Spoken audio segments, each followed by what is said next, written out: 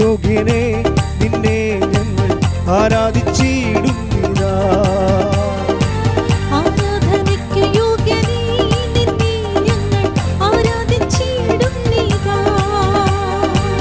ആഴിയുമൂഴിയും നിർമ്മിച്ച നാഥന് ആത്മാവിൽ ആരാധിക്കാം കർത്താവിനെ നിത്യം സ്തുതിച്ചിടും ഞാൻ. ആത്മാവിൽ ആരാധിക്കാം കർത്താവിനെ നിത്യം സ്തുതിച്ചിടും ഞാൻ. ആരാധനയ്ക്ക് യോഗ്യനെ നിന്നെ ഞങ്ങൾ ആരാധിച്ചിടുന്നിതാ. സ്തുതിച്ചു പ്രാർത്ഥിക്കാം. ഹല്ലേലൂയ ഹല്ലേലൂയ. യേശുവേ, ഒരിക്കൽ കൂടി കൃപാസനത്തിൽ നാളിതുവരെ മരിയനോട് എടുത്തു പോയിട്ടുള്ള എല്ലാ മക്കളെയും താരയിൽ സമർപ്പിച്ച് പ്രാർത്ഥിക്കുന്നു. കൃപാസനത്തിന്റെ എല്ലാ ശുശ്രൂഷ മേഖലകളെ സമർപ്പിച്ച് പ്രാർത്ഥിക്കുന്നു. നിർമ്മാണ പ്രവർത്തനങ്ങളെ സമർപ്പിച്ച് പ്രാർത്ഥിക്കുന്നു. നമ്മൾ മുന്നോട്ട് വെച്ചിരിക്കുന്ന എല്ലാ പുതിയ പ്രേക്ഷിത മേഖലകളെയും ഇയാൾ താരയിൽ സമർപ്പിച്ച് പ്രാർത്ഥിക്കുന്നു. ദൈവത്തിന്റെ മുദ്ര എല്ലാ മേഖലകളിലും ഉണ്ടാകുവാനും എത്രയും വേഗം എല്ലാം ഫലപ്രാപ്തിയിലേക്ക് നയിക്കണമേ എന്ന് പ്രാർത്ഥിക്കുന്നു. ഹല്ലേലൂയ ഹല്ലേലൂയ. മഹത്വം മഹത്വം. ആരാധന ആരാധന. ഹല്ലേലൂയ. പാപത്താൽ നിറയപ്പെട്ട എന്നെ നിന്റെ പാണിയാൽ പിടിച്ചെടുത്തു. പാപത്താൽ നിറയപ്പെട്ട എന്നെ നിന്റെ പാണിയാൽ പിടിച്ചെടുത്തു. പാപത്താൽ നിറയപ്പെട്ട എന്നെ നിന്റെ പാണിയാൽ പിടിച്ചെടുത്തു. പാവന നീണം തന്നു പാപത്തിൻ കരപോക്കി. രക്ഷിച്ചതാ നിന്നെ ഞാൻ എന്നാളും ആത്മാവിൽ ആരാധിക്കാം. രക്ഷിച്ചതാ നിന്നെ ഞാൻ എന്നാളും ആത്മാവിൽ ആരാധിക്കാം. കൈകൾ ഉയർത്തിയടിച്ചുകൊണ്ട് ആരാധനയ്ക്കു യോഗ്യനെ നിന്നെ ഞങ്ങൾ ആരാധിച്ചിടുന്നിതാ. ആരാധനയ്ക്ക് യോഗ്യനെ നിന്നെ ഞങ്ങൾ ആരാധിച്ചിടുന്നിതാ. ആരാധനയ്ക്ക് യോഗ്യനെ നിന്നെ ഞങ്ങൾ ആരാധിച്ചിടുന്നിതാ. സ്തുതിക്കട്ടെ. ഹല്ലേലൂയ ഹല്ലേലൂയ ഹല്ലേലൂയ ഹല്ലേലൂയ ഹല്ലേലൂയ. ആരാധന വിവിധങ്ങളായ ദൈവത്തിന്റെ ദുരന്ത മുഖങ്ങളോട് പൊരുതുന്ന മക്കളെ സമർപ്പിച്ചു പ്രാർത്ഥിക്കുന്നു. പരിശുദ്ധ അമ്മേ മാതാവേ, നമ്മുടെ കൂടെ യേശുവേ നന്ദി. ആരാധന ആരാധന. ഹല്ലേലൂയ ഹല്ലേലൂയ ഹല്ലേലൂയ. മഹത്വം മഹത്വം മഹത്വം. ആരാധന ആരാധന ആരാധന. സ്തുതിക്കട്ടെ. ഹല്ലേലൂയ ഹല്ലേലൂയ ഹല്ലേലൂയ ഹല്ലേലൂയ. യേശുവേ നന്ദി. ഹല്ലേലൂയ ആരാധന. ഹല്ലേലൂയ ഹല്ലേലൂയ ഹല്ലേലൂയ. യേശുവേ സ്തുതി ആരാധന. ഹല്ലേലൂയ ഹല്ലേലൂയ ഹല്ലേലൂയ. വാഗ്ദത്തം പോലെ നിന്റെ സന്നിധാനം നിൻ മക്കൾ കൂടിയിടുമ്പോൾ. വാഗ്ദത്തം പോലെ നിന്റെ സന്നിധാനം നിൻ മക്കൾ കൂടിയിടുമ്പോൾ. മധ്യേ വന്ന അനുഗ്രഹം ചെയ്തിടാമെന്നുര. ചെയ്തവൻ നീ മാത്രമാ നിന്നെ ഞങ്ങൾ ആത്മാവിൽ ആരാധിക്കാം. ചെയ്തവൻ നീ മാത്രമാ നിന്നെ ഞങ്ങൾ ആത്മാവിൽ ആരാധിക്കാം. ആരാധനയ്ക്കു യോഗ്യനെ നിന്നെ ഞങ്ങൾ ആരാധിച്ചിടുന്നിതാ. ആരാധനയ്ക്കു യോഗ്യനെ നിന്നെ ഞങ്ങൾ ആരാധിച്ചിടുന്നിതാ. ആരാധനയ്ക്കു യോഗ്യനേ നിന്നെ ഞങ്ങൾ ആരാധിച്ചിടുന്നിതാ.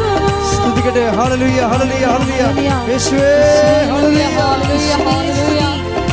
ആരാധന. ഹല്ലേലൂയ ഹല്ലേലൂയ ഹല്ലേലൂയ. യേശുവേ ഹല്ലേലൂയ ഹല്ലേലൂയ. യേശുവേ ആരാധന ആരാധന ആരാധന ഹല്ലേലൂയ ഹല്ലേലൂയ ഹല്ലേലൂയ. യേശുവേ ആരാധന ആരാധന ആരാധന. യേശുവേ സ്തുതി. ഹല്ലേലൂയ ഹല്ലേലൂയ ഹല്ലേലൂയ. മഹത്വം മഹത്വം. ആരാധന ആരാധന.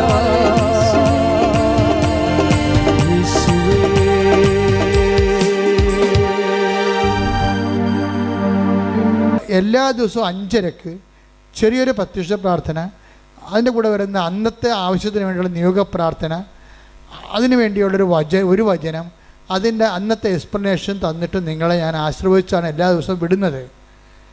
അപ്പോൾ അതുകൊണ്ട് തന്നെ 5:30 മണിയാകുമ്പോൾ തന്നെ ഇത് നോക്കിയിട്ട് അത് അപ്പം തന്നെ ഷെയർ ചെയ്യണം.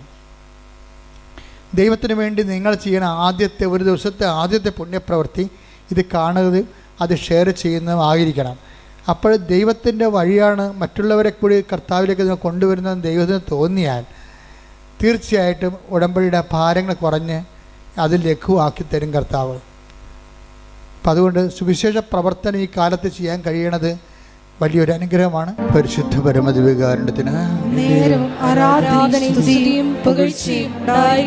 പരിശുദ്ധ പരമദിവ്യകാരുണ്യത്തിന് പരിശുദ്ധ പരമദിവ്യകാരുണ്യത്തിന് നിന്റെ പ്രിയപ്പെട്ടവരെ ഇപ്പോഴ് പ്രാർത്ഥിച്ചപ്പോൾ ജസ്റ്റ് വചനം പ്രാർത്ഥിച്ച് ഓപ്പൺ ചെയ്തപ്പോൾ കിട്ടിയ സന്ദേശം സഖറിയായുടെ പുസ്തകമാണ്. സഖറിയ 8-ാം അധ്യായം 12-ാമത്തെ വാക്യം. സഖറിയ 8-ാം അധ്യായം 12-ാമത്തെ വാക്യമാണ് ഇപ്പോഴീശോ പ്രാർത്ഥനയെ സന്ദേശമായി നമുക്ക് നൽകുന്നതെന്ന് കരുതാം. വായിച്ചുള്ളൂ. ഞാൻ സമാധാനം വിതയ്ക്കും, മുന്തിരി ഫലം നൽകും, നിലം വിളവ് നൽകും, ആകാശം മഞ്ഞു പൊഴിക്കും. ഈ ജനത്തിൽ അവശേഷിക്കുന്നവർ ഇതെല്ലാം അവകാശമാക്കാൻ ഞാൻ ഇടയാക്കും. ഇപ്പം നമ്മൾ ജസ്റ്റ് നിങ്ങൾ കണ്ടതാണ്. അച്ഛൻ ജസ്റ്റ് പ്രാർത്ഥിച്ച് വിശ്വാസപ്രമാണം ചൊല്ലി വചനം തുറന്നപ്പോൾ കർത്താവ് നൽകിയ സന്ദേശമാണ്. എന്താണിത്? സഖറിയയുടെ പുസ്തകത്തിൽ 12-ാം അധ്യായം 8-ാമത്തെ അധ്യായം 12-ാമത്തെ തിരുവചനം എന്താ പറയണത്? പറഞ്ഞ് ഞാൻ സമാധാനം വിതയ്ക്കും, മുന്തിരി ഫലം നൽകും, നിലം വിളവ് നൽകും, ആകാശം മഞ്ഞു പൊഴിക്കും.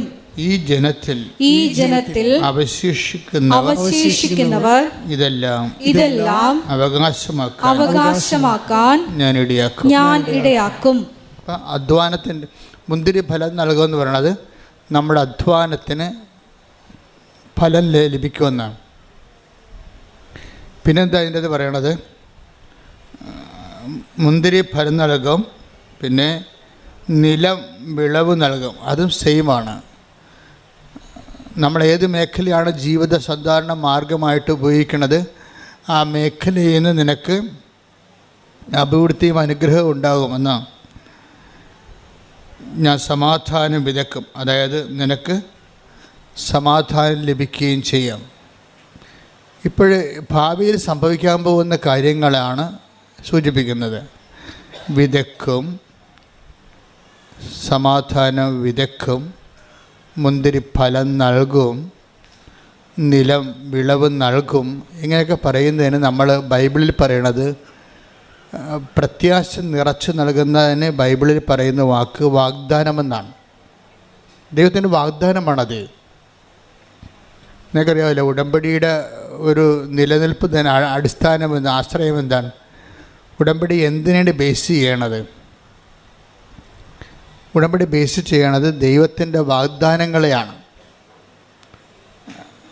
അതെപ്പോഴും നമ്മൾ മനസ്സിലാക്കണം. ദൈവത്തിൻ്റെ വാഗ്ദാനങ്ങളെയാണ്. ദൈവം കുറേ വാഗ്ദാനങ്ങൾ തന്നിട്ടുണ്ട് മനുഷ്യന്. എനിക്കതിനെക്കുറിച്ച് അറിവ് കിട്ടിയത് ഞാൻ പണ്ട് നിങ്ങളോട് പറഞ്ഞിട്ടുണ്ടത്. കോവിഡൊക്കെ വന്ന് നിങ്ങൾക്കൊക്കെ 8 ദിവസം കഴിയുമ്പോഴൊക്കെ കോവിഡ് മാറത്തില്ലേ?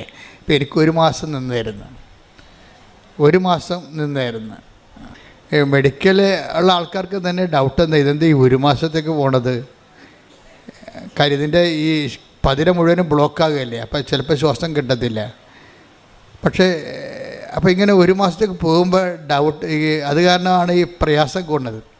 ഈ പ്രയാസ സമയത്താണ് കർത്താവ് വാഗ്ദാനങ്ങളെക്കുറിച്ച് എന്നോട് ആദ്യം സംസാരിച്ചത്. ഈ പ്രയാസ സമയത്ത് നൽകിയിട്ടുള്ള ബൈബിൾ നോട്ടുകളാണ്. ഞാൻ അവിടെ അപ്പോൾ ഞാനൊരു കട്ടിലേൽ ഇങ്ങനെ ചുമക്കുന്ന കാരണം ഇങ്ങനെ നെഞ്ചൊക്കെ പൊക്കി കിടക്കുകയാണ്. അപ്പോൾ ഈ സമയത്ത് കയ്യിലൊരു കൈ കൊന്തയും അപ്പുറത്തെ ഇടത് വശത്ത് ബൈബിളും ഇരിപ്പുണ്ട്. അപ്പം ഇങ്ങനെ ഈ കിടക്കുന്ന സമയത്ത് കർത്താവ് കുറേ കാര്യങ്ങൾ പറയും. ആ ദൈവത്തിന് എപ്പോഴും നമ്മുടെ ഈ ക്ഷീണകാലങ്ങൾ, അതുപോലെ തന്നെ ക്ഷീണകാലങ്ങൾ, അതുപോലെ തന്നെ നമ്മളുടെ എന്തെങ്കിലും തരത്തിലുള്ള നമ്മളിങ്ങനെ ഒറ്റപ്പെട്ടു പോകുന്ന കാലങ്ങൾ, ചിലപ്പോൾ നിങ്ങളുടെ വീട്ടിലുള്ള ആൾക്കാരുടെ പ്രിയപ്പെട്ടവരുടെ വിയോഗമായിരിക്കാം, അല്ലെങ്കിൽ നിങ്ങളുടെ പ്രിയപ്പെട്ടവർ നിങ്ങളെ ഇത്രയും നാൾ വിശ്വസിച്ച ആൾക്കാർ നിങ്ങളെ തെറ്റിദ്ധരിക്കുകയും അവർ വേറെ ശത്രുപാളയത്തിലേക്ക് പോവുകയും ചെയ്യുമ്പോഴൊക്കെ നിങ്ങൾക്ക് ഒറ്റപ്പെടലുണ്ടാവും. അപ്പം നിങ്ങൾക്ക് നിരാശയും ഒക്കെ ഭയമൊക്കെ ഉണ്ടാവും, സങ്കടമൊക്കെ ഉണ്ടാവും. ലോകം കളിപ്പാണെന്നൊക്കെ നമുക്ക് തോന്നും. ഈ ടൈമാണ് ശരിക്കും പറഞ്ഞാൽ ദൈവത്തിൻ്റെ ടൈമെന്ന് പറയുന്നത്. കാര്യം നമ്മൾ ഇത്രയും നാൾ ദൈവമാണെന്ന് പറഞ്ഞ് വിചാരിച്ച് നമുക്ക് വരുന്നൊരു അബദ്ധം എന്ന് പറയുന്നത്, നമ്മൾ ഈ ദൈവത്തിൻ്റെ സ്ഥാനം എപ്പോഴും ഇങ്ങനെ ആ കസേര വേറെ ആൾക്കാർ അറിയാതെ കയറിയിരിക്കും. ആ ഇരുന്നോളാം നമ്മൾ പറഞ്ഞിട്ടാണ് ഇരിക്കണം, അല്ലാതെ വേറെ ഇടിച്ചു കയറിയിരിക്കണത്. ദൈവത്തിൽ ഇരിക്കേണ്ട സ്ഥാനത്ത് വേറെ ആൾക്കാർ കയറിയിരിക്കും. അതെന്ന് വെച്ചാൽ നമ്മൾ പറഞ്ഞിട്ടാണ്, നമ്മുടെ അനുവാദത്തോടെ അവിടെ ഇരിക്കണത്. അപ്പം അവരവിടെ നിന്നൊരു പോകത്തില്ല. അതാണ് പ്രശ്നം.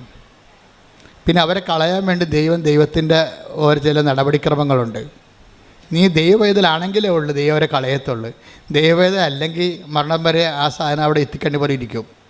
ചിലപ്പോൾ ഒരു വ്യക്തിയാകാം, ചിലപ്പോൾ നിൻ്റെ സംഘടനയാകാം, ചിലപ്പോൾ നിങ്ങളുടെ സംഘടനാ പ്രവർത്തനം കൊണ്ട് പ്രാർത്ഥിക്കാൻ പറ്റാത്തവരില്ലേ, പ്രവർത്തനം തലക്ക് കയറിയിട്ട്.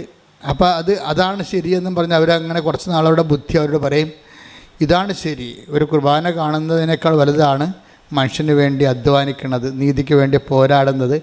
അപ്പോൾ ഇവരുടെ ഈ ബ്രെയിൻ ഇവരെ ഹൈജാക്ക് ചെയ്യും. പ്രാർത്ഥന കുറഞ്ഞുള്ള ഒരു കുഴപ്പമുണ്ട്, ഹൈജാക്കിങ് പെട്ടെന്ന് നടക്കും. പ്രാർത്ഥന കുറഞ്ഞു കഴിഞ്ഞാൽ ഉടനെ ഓട്ടോമാറ്റിക്കായിട്ട് പ്രൊട്ടക്ഷൻ പോകും.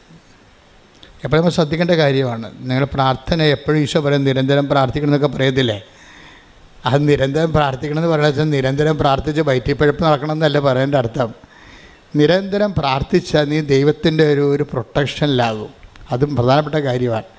നമ്മുടെ ജീവിതത്തിൽ എന്ത് സംഭവിക്കുന്നു എന്നല്ല പ്രശ്നം, whether we have protected or not. എന്ത് സംഭവിച്ചാലും സംരക്ഷണം കിട്ടിയില്ലെങ്കിൽ ഈ നമ്മൾ നേടിയ കാര്യങ്ങളെല്ലാം കർത്താവ് ചോദിക്കുന്ന ഒരു കാര്യമുണ്ട്, നീ നേടിയതെല്ലാം ആരുടേതാകുമെന്ന്. Take the bed of God. നേടിയതെല്ലാം ആരുടേതാകും. ശ്രുതിക്കട്ടെ ഹല്ലേലൂയ. ഹല്ലേലൂയ ഹല്ലേലൂയ ഹല്ലേലൂയ. യേശുവേ നന്ദി, യേശുവേ സ്തുതി, ഹല്ലേലൂയ. യേശുവേ ആരാധന ആരാധന ആരാധന. യേശുവേ നന്ദി, മഹത്വം മഹത്വം മഹത്വം. ഹല്ലേലൂയ ഹല്ലേലൂയ ഹല്ലേലൂയ. ലൂക്ക 12:20. ലൂക്ക 12:20 പ്രധാനപ്പെട്ടൊരു വാക്കാണത്. പറ. എന്നാൽ ദൈവം അവനോട് പറഞ്ഞു. എന്നാൽ ദൈവം അവനോട് പറഞ്ഞു, ഭോഷ ഈ രാത്രി നിന്റെ ആത്മാവിനെ നിന്നിൽ നിന്ന് ആവശ്യപ്പെടും. അപ്പോൾ നീ ഒരുക്കി വെച്ചിരിക്കുന്നവ ആരുടേതാകും? എന്ന് വെച്ചതിൻ്റെ അർത്ഥം അന്യാധീനപ്പെട്ടു പോകുമെന്നാണ്. അതാണ് വിഷയം. അന്യാധീനപ്പെട്ടു പോകുക. അന്യാധീനം വെച്ചാൽ അന്യനെ അധീനമായി പോകും. അതാണ് അന്യാധീനപ്പെട്ടു പോവുക. നമ്മുടേതെന്ന് വിചാരിച്ച സംഭവം അന്യനെ അധീനമായി പോകും. അന്യാധീനപ്പെട്ടു പോകുന്നത് രണ്ട് തരത്തിൽ സംഭവിക്കാം. ഒന്ന്, പിശാചിന് അധീനമായി പോകും.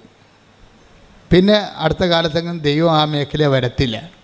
കാര്യം നമ്മുടെ കൺസെൻറ്റോടു കൂടിയാണ് പിശാച് നമുക്ക് അധികാരം. അല്ല, പിശാചും ഒരു മാന്യതയുള്ള ആളാണ്. മുട്ടിയിട്ട് വാതിലെ കൊട്ടിയിട്ടേ കയറത്തുള്ളൂ. വാതിലെ കൊട്ടിയിട്ടേ നമ്മുടെ അനുവാദം ഉണ്ടാകുമോ?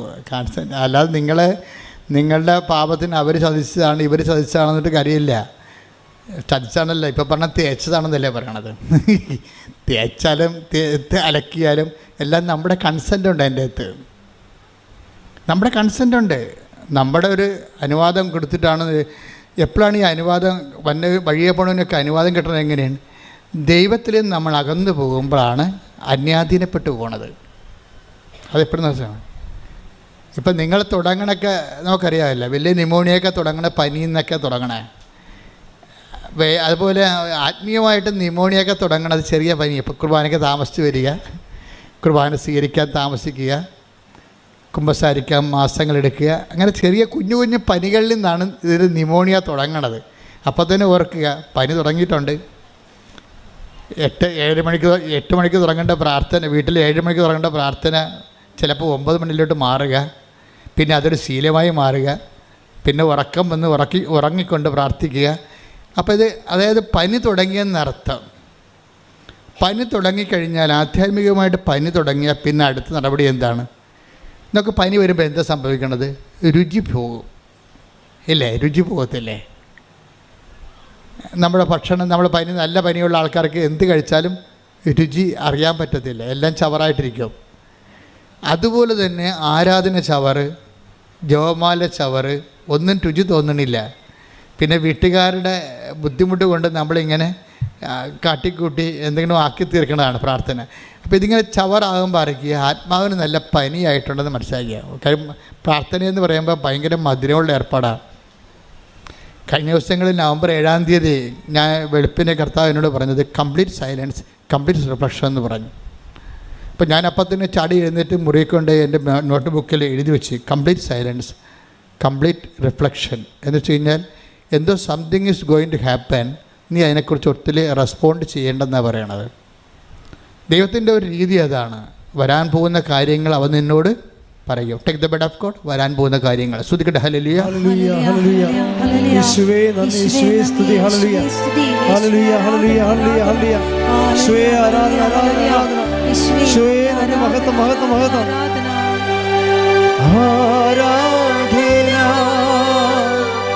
ആരാധന, ആരാധന, ആരാധന,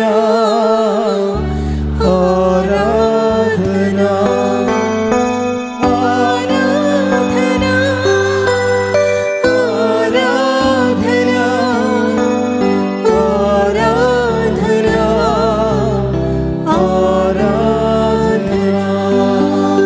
യോഹന്നാൻ 16:14.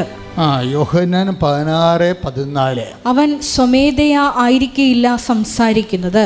പറഞ്ഞ അവൻ സ്വമേധയാ ആയിരിക്കില്ല സംസാരിക്കുന്നത്. അവൻ കേൾക്കുന്നത് മാത്രം സംസാരിക്കും. വരാനിരിക്കുന്ന കാര്യങ്ങൾ അവൻ നിങ്ങളെ അറിയിക്കും. അപ്പോൾ ഇത് അതായത് ഫ്യൂച്ചർ പ്രൊട്ടക്ഷൻ, വരാൻ പോകുന്ന കാര്യങ്ങളെക്കുറിച്ച് നമ്മൾക്ക് വാഗ്ദാനത്തിനുള്ള ഒരു ഗുണവതാണ്. നിനക്ക് വാഗ്ദാനം പ്രാപിക്കാൻ പോകുമ്പോൾ വാഗ്ദാനം നൽകിയാൽ വാഗ്ദാനങ്ങളെ സംരക്ഷിക്കുകയും ചെയ്യും. വരാൻ പോകുന്ന കാര്യങ്ങളെ ദൈവം സംരക്ഷിക്കുകയും ചെയ്യും. അപ്പോൾ ഇതുപോലെ തന്നെയാണ് വരാൻ പോകുന്ന കാര്യങ്ങളെക്കുറിച്ച് നിനക്കൊരു നോട്ട് തരും ദൈവം. കാരണം ഏറ്റവും നല്ലത് ഉടമ്പടി തന്നെയാണ്. ഇപ്പം ഞാൻ നിങ്ങളോട് പറഞ്ഞിട്ടില്ലേ 48 വർഷമായി ഞാൻ ശരിക്കും ഈ സഭയിൽ ചേർന്നിട്ട്. 38 കൊല്ലത്തെ പൗരോഹിത്യവും 10 കൊല്ലത്തെ ട്രെയിനിങ്ങും പൗരോഹിത്യം, അപ്പോൾ 48 കൊല്ലമായി.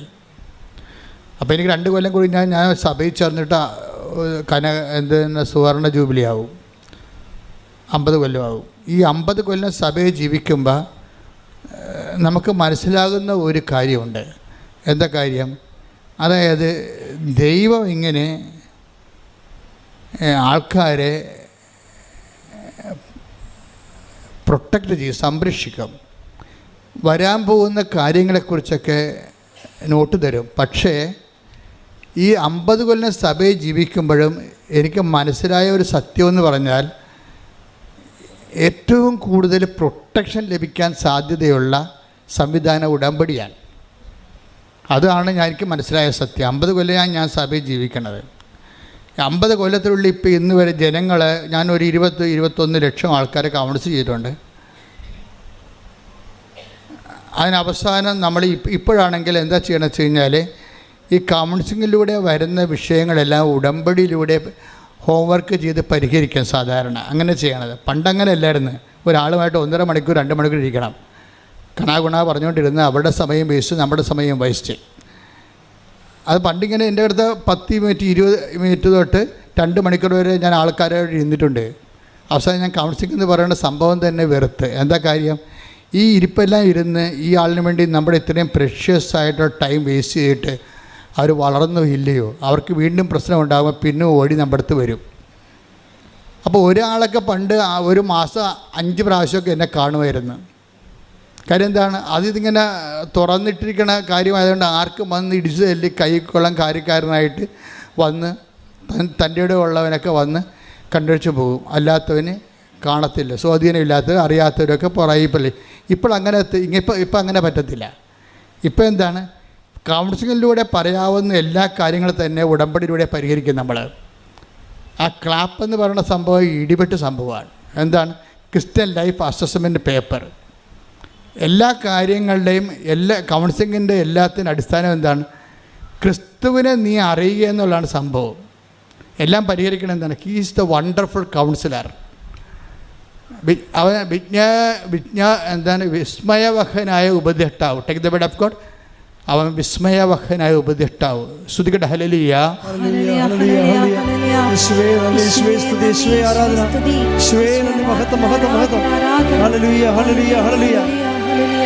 ഏശയ്യ 9:6. ഏശയ്യ 9:6.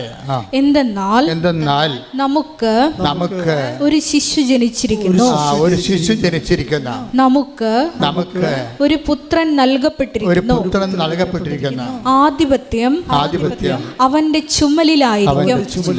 വിസ്മയനായ ഉപദേഷ്ടാവ്, ശക്തനായ ദൈവം, നിത്യനായ പിതാവ്, സമാധാനത്തിന്റെ രാജാവ് എന്ന് അവൻ വിളിക്കപ്പെടും. God is the wonderful councillor. പിതാവായ ദൈവ സങ്കീർത്തനങ്ങളെല്ലാം പറയണത് God is the wonderful councillor എന്നാണ്. ദൈവമാണ് ഏറ്റവും വിസ്മയവഹന ഉപദേഷ്ടാവ്. പിന്നീട് ഈ ഉപദേശത്തിൻ്റെ സാന്ത്വനങ്ങളിലേക്ക് വചനം മാംസമാക്കിക്കൊണ്ട് ക്രിസ്തുവിനെ ദൈവം അവതരിപ്പിക്കും. അപ്പോൾ ക്രിസ്തുവിനെയാണ് പിന്നെ ഐസയ്യ 9:6 പറയണത്. നമുക്കൊരു ശിശു ജനിച്ചിരിക്കുന്നു. അവൻ ആരാണ്?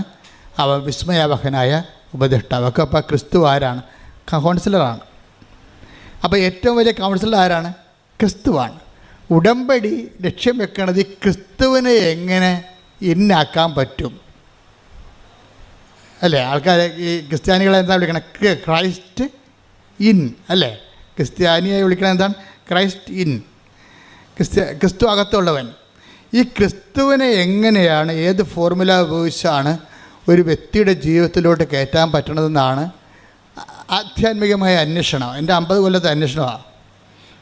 അങ്ങനെയാണ് ദൈവം നമുക്ക് ഉടമ്പടി വെളിപ്പെടുത്തി തരണത്. ഉടമ്പടിയിലേക്ക് വരുമ്പോൾ എന്താ പറയണത്? എല്ലാ വാഗ്ദാനങ്ങളും ക്രിസ്തുവിലെ അതേ തന്നെയാണ്.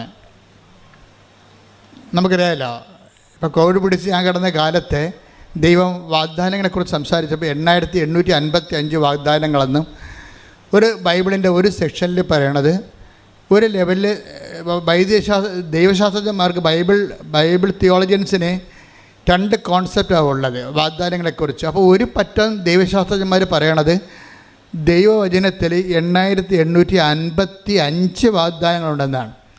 മറ്റൊരു പറ്റം ദൈവശാസ്ത്രജ്ഞന്മാർ പറയണത് 8885 വാഗ്ദാനങ്ങളുള്ളതാണ്. അപ്പോൾ ഈ വാഗ്ദാനങ്ങളാണ് മനുഷ്യൻ്റെ.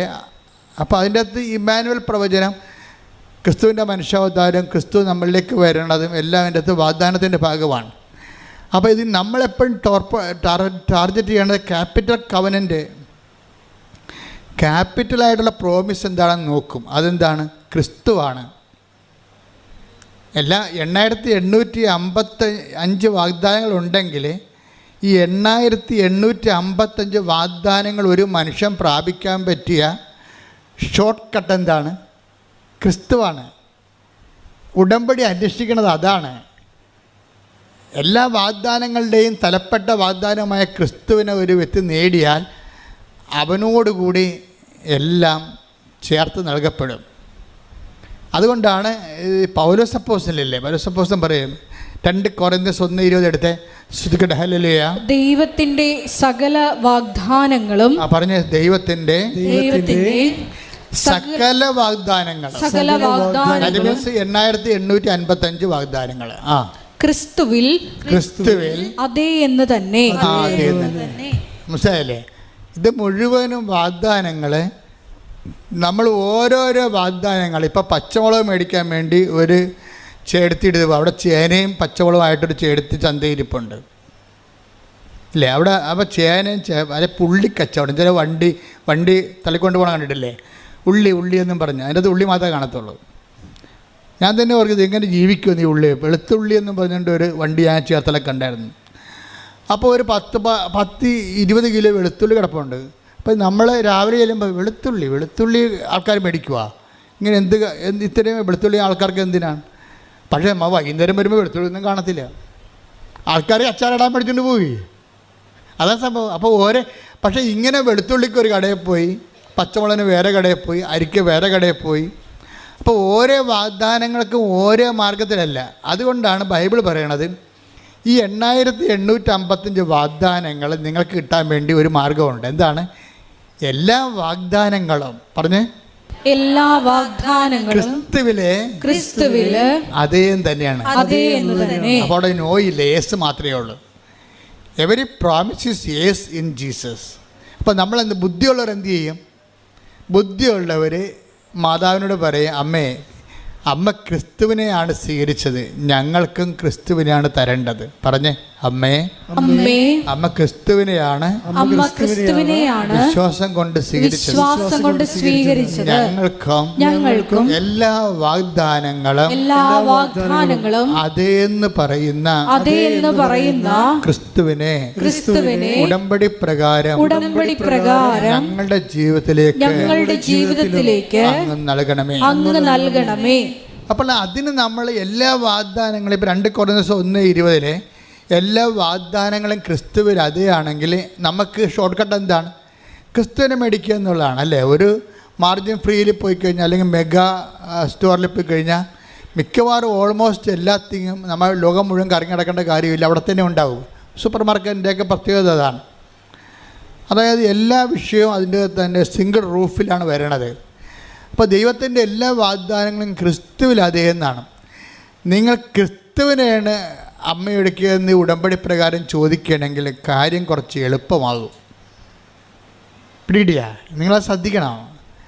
നിങ്ങളിപ്പോൾ IELTS, ജോലി, വീട്, വിവാഹം, പറമ്പ്, ഇങ്ങനെ ഒത്തിരി കാര്യം ചോദിക്കുമ്പോഴും പിന്നെ നിത്യജീവൻ, അനുദിന ജീവിതത്തിൻ്റെ ആവശ്യങ്ങളും നിത്യജീവനും, അതിന് ഈ അനുദിന ജീവിതവും നിത്യജീവനും ബാധിക്കുന്നതെല്ലാം ദൈവം നൽകുന്ന വാഗ്ദാന പ്രകാരമാണ്.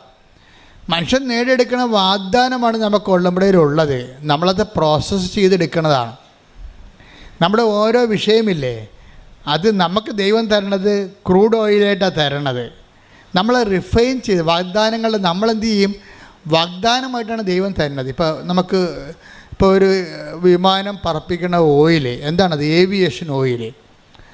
അതിൻ്റെ പെട്രോൾ തന്നെ വീണ്ടും റിഫൈൻ ചെയ്ത് എടുക്കുന്നതാണ്. പെട്രോളിന് മുമ്പ് ഡീസൽ ഉണ്ടാവും, ഡീസലിന് മുമ്പ് ക്രൂഡ് ഓയിൽ ഉണ്ടാവും. അപ്പോൾ ക്രൂഡ് ഓയിലാണ് കുഴിച്ചെടുക്കുന്നത്. ഞാൻ കോയിലൊക്കെ ചെന്നപ്പോൾ എണ്ണപ്പാടത്ത് പോയായിരുന്നു. അപ്പോൾ മുഴുവൻ എണ്ണപ്പാടമാണ്. എല്ലായിടത്തും ഇങ്ങനെ എണ്ണ ഡിഗ് ചെയ്യുന്ന മിഷൻ വെച്ചിട്ടുണ്ട്. അവിടെ എല്ലാം ഫയർ സേഫ്റ്റി സംവിധാനം ഒരുക്കിയിട്ടുണ്ട്. അവിടുത്തെ മണ്ണെല്ലാം ഇങ്ങനെ എണ്ണയുമായിട്ട് കുഴഞ്ഞു മറിഞ്ഞൊരു മണ്ണാണ്. നമുക്ക് പുറത്തിറങ്ങിയ നമ്മുടെ കാലയിൽ ആ മണ്ണ് പറ്റിയാൽ പോകത്തുമില്ല. അപ്പോൾ ഞാൻ വണ്ടി പോയിട്ട് അപ്പുറത്തും ഇപ്പുറത്തും എണ്ണപ്പാലം കിടക്കുകയാണ്. അപ്പോൾ അവിടെയൊക്കെ നമ്മൾ നോക്കുമ്പോഴേ അവിടെ നിന്ന് എന്താ കുഴിച്ചെടുക്കണത്? ക്രൂഡ് ഓയിലാണ്, കറുത്ത നിറച്ച കരി ഓയിൽ പോലൊരു സാധനം എടുക്കണത്. അതാണ് പിന്നെ പ്രോസസ്സ് ചെയ്ത് റിഫൈൻ ചെയ്തിട്ട് പിന്നെ ഡീസലാക്കും. പിന്നെ എന്ത് ചെയ്യും? പിന്നെ അത് വീണ്ടും റിഫൈൻ ചെയ്തിട്ട് ശുദ്ധീകരിച്ചിട്ട് നമ്മൾ പെട്രോളാക്കും. പെട്രോൾ വീണ്ടും ശുദ്ധീകരിച്ചിട്ടാണ് പിന്നെ ഏവിയേഷൻ ഓയിലൊക്കെ ആക്കണത്. ഇതുപോലെ തന്നെയാണ് വാഗ്ദാനങ്ങളിൽ വരണത്. വാഗ്ദാനങ്ങളെ ദൈവം നമുക്ക് നൽകുന്ന വാഗ്ദാനങ്ങളാണ്. നമ്മൾ അതിനെ ഓരോ തരത്തിലുള്ള ആ വാഗ്ദാനങ്ങളെ ഓരോ സിസ്റ്റത്തിലേക്ക് കയറ്റിയിട്ടാണ് നമ്മൾ അതിനെ റിഫൈൻ ചെയ്തെടുക്കുന്നത്. ഒരു വാഗ്ദാനങ്ങളെ നമ്മൾ ആദ്യം കയറ്റണ സിസ്റ്റം എന്താണ്? ഫെയ്ത്ത് സിസ്റ്റത്തിലാണ് കയറ്റുന്നത്, വിശ്വാസം. അപ്പോൾ ഒരു വാഗ്ദാനം ക്രൂഡ് ഓയിൽ വിശ്വാസത്തിൽ കയറി ഇറങ്ങിക്കഴിയുമ്പോൾ നമുക്കതിന് ഡീസൽ കിട്ടും. പിന്നെ കുറേ പെട്രോൾ ഉൽപ്പന്നങ്ങൾ, സ്വാപ്പ്, ചീപ്പ്, അരക്ക്, അതുപോലെ തന്നെ തെർമോക്കോള്, ബൈ പ്രോഡക്ട്സ്, ഉപ ഉൽപ്പന്നങ്ങൾ കുറേ കിട്ടും. അതിൻ്റെ ആദ്യത്തെ പ്രോസസ്സാണ്. ഫെയ്ത്ത് ക്യാവിറ്റിയിൽ അത് വെച്ച് അത്രയുമേ ചെയ്യാൻ പറ്റത്തുള്ളൂ. പിന്നെ നമ്മൾ എന്ത് ചെയ്യും? നമ്മൾ ഈ വാഗ്ദാനം തന്നെ നമ്മൾ എന്ത് ചെയ്യും? അടുത്ത സിസ്റ്റത്തിലോട്ട് കയറ്റും. അതെന്താണ്? ഹോപ്പാണ്. അതാണ് ഇത്തിരി ലാഗ് ചെയ്താലും നമ്മൾ ഇൻവെസ്റ്റ് ചെയ്തുകൊണ്ടിരിക്കും. ഫെയ്ത്തിന് സഡനായിട്ട് കിട്ടുമെന്നുണ്ടെങ്കിൽ പെട്ടെന്ന് നമുക്ക് ഉത്തരം കിട്ടുമെങ്കിലും ഫെയ്ത്തിൽ നമുക്ക് കിട്ടുന്ന പ്രോഡക്റ്റ് എന്ന് പറയുന്നത് മിക്കവാറും തന്നെ ഡീസൽ പോലത്തെ വല്ല സംഭവമായിരിക്കും. നമുക്ക് വേണ്ട ഹൈ ക്വാളിറ്റി ആയിട്ടുള്ള സംഭവങ്ങൾ അടുത്ത സെക്ഷനിലാണ് വരണത്. ഇപ്പോൾ ഉടമ്പടി ആദ്യ സെക്ഷൻ നമ്മൾ ഫെയ്ത്തിലാണ് വർക്ക് ചെയ്യണത്. ഫെയ്ത്ത് കഴിയുമ്പോൾ അതിൻ്റെ അകത്ത് ചില കാര്യങ്ങൾ പടപടാതെ നടക്കും. ആ ഫെയ്ത്തിൽ നടക്കുകയും ചില കാര്യങ്ങൾ ടൈം എടുക്കുന്ന സാധനമുണ്ട്. അതിനാണ് നമ്മൾ ഹോപ്പ് ഉപയോഗിക്കുന്നത്. അപ്പോൾ ചില ആൾക്കാർ ഹോപ്പ് മേഖലയിലേക്ക് വർക്ക് ചെയ്യണത്. അപ്പോൾ ഫെയ്ത്ത് മേഖലയെ പോലെ സഡൻ അല്ല ഹോപ്പ് മേഖല. കാരണം അതിനകത്ത് പിന്നീട് ഈ ബൈ പ്രോഡക്ട്സ് കുറവായിരിക്കും. പിന്നെ വരാൻ പോണത് അടുത്തത് ഡീസൽ കഴിഞ്ഞാൽ പിന്നെ പെട്രോളാണ് വരണത്. അപ്പം അതുകൊണ്ട് അതുപോലെയുള്ള പ്രോസസ്സിങ് നമ്മുടെ വിഷയങ്ങൾക്കുണ്ടാകും. നിങ്ങളുടെ ലോകത്തിലുള്ള നിങ്ങളുടെ കാര്യങ്ങൾ നടക്കുക എന്നതിനേക്കാൾ ഉപരി ക്രിസ്തുവിന് നിങ്ങളിൽ വസിക്കാൻ പറ്റുന്ന ഒരു ഇൻഫ്രാസ്ട്രക്ചർ ഡെവലപ്പ് ചെയ്ത് വരും. ഹോപ്പിൻ്റെ പ്രത്യാശയുടെ കാലം അങ്ങനെ സംഭവിക്കണത്. പ്രത്യാശയുടെ കാലത്ത് നിങ്ങൾ പ്രെയർ ചെയ്തുകൊണ്ടിരിക്കും. പക്ഷേ വിശ്വാസകാലം പോലെ പെട്ടെന്ന് കത്തിപ്പിടിക്കത്തില്ല. It will take time. അപ്പോൾ ചിലർ പ്രത്യാശക്കാലത്താണ്. ഇപ്പം നമ്മൾ സ്ലീബ കാലം എന്നൊക്കെ പറഞ്ഞ് പള്ളിയിൽ എഴുതി വെക്കത്തില്ല ആരാധനക്രമം. ഉടമ്പടിക്കുള്ള കാലം വിശ്വാസക്കാലമുണ്ട്, പ്രത്യാശക്കാലമുണ്ട്, സ്നേഹത്തിൻ്റെ കാലമുണ്ട്. പിന്നെ അവസാനത്താണ് സമർപ്പണത്തിൻ്റെ കാലം. സമർപ്പണത്തിൻ്റെ കാലം എന്ന് പറയുമ്പോൾ അത് വേറെയാണ്. അത് ഈ ഭൗതികമായ കാര്യമായിട്ട് ബന്ധമില്ല. അത് നിത്യജീവൻ്റെ വിഷയങ്ങളാണ് സമർപ്പണ കാലത്ത്. കാര്യം കേൾക്കപ്പെടാത്ത പ്രാർത്ഥന ഉണ്ടാകും അതിൻ്റെ അകത്ത്. അത് നമ്മൾ എത്ര പ്രോസസ്സ് ചെയ്താലും നമുക്ക് പ്രോസസ്സിങ് കിട്ടത്തില്ല. അതുപോലെ തന്നെ ഇരിക്കും. കാണാം. ഇപ്പോൾ നിങ്ങളുടെ ഭർത്താവിൻ്റെ മാനസാന്തരം വേണ്ടി പ്രാർത്ഥിക്കുകയാണ്. നിങ്ങൾ ആദ്യം പ്രാർത്ഥിച്ചത് വീട് വിൽക്കാൻ വേണ്ടിയാണ്, വീട് കിട്ടാൻ വേണ്ടി, അത് കിട്ടി. രണ്ടാമത്തെ കാലത്ത് നിങ്ങൾ മക്കൾക്ക് അഡ്മിഷന് വേണ്ടി പ്രാർത്ഥിക്കുന്നു, അത് കിട്ടി. അപ്പം നിങ്ങളിങ്ങനെ ഓരോ കാര്യം പറ്റി പ്രാർത്ഥിക്കുമ്പോൾ നിങ്ങൾ ഓർക്കും, ഞങ്ങളിങ്ങനെ ഈ ഉടമ്പടി എന്ന് പറയണത് ഇങ്ങനെ കഴിഞ്ഞ ദിവസങ്ങൾ ദീപക് എന്ന് പറഞ്ഞൊരു മനുഷ്യൻ സാക്ഷ്യം പറഞ്ഞു. ദീപക് നമ്മുടെ ചെത്തിപ്പുഴ ചങ്ങനാശ്ശേരി എന്ന്. ദീപക്കിൻ്റെ സാക്ഷ്യം ഞാൻ വളരെ ശ്രദ്ധിച്ച സാക്ഷ്യമാണ്. ദീപക് ഇവിടെ വന്നിട്ട് ഉടമ്പടി എടുത്തില്ല ആദ്യം. അപ്പോൾ ദീപക് അതിന് പറഞ്ഞ ന്യായം എന്ന് പറയുന്നത് ഇങ്ങനെ പല്ലുവേദനയ്ക്കും തലവേദനയ്ക്കൊക്കെയാണ് ഉടമ്പടി എടുക്കണത്. അങ്ങനെ എടുക്കണ ഒരു പ്രാർത്ഥന എനിക്ക് ആവശ്യമില്ലെന്നാണ് ദീപക് പറഞ്ഞത്. ദീപക് ഉടമ്പടി എടുക്കാൻ പോയി. ദീപക് ഉടമ്പടി എടുക്കാൻ പോകുന്നതിന് കാരണങ്ങളുണ്ട്. അയാൾ പറയണത് എനിക്ക് ആവശ്യത്തിന് ഡിഗ്രി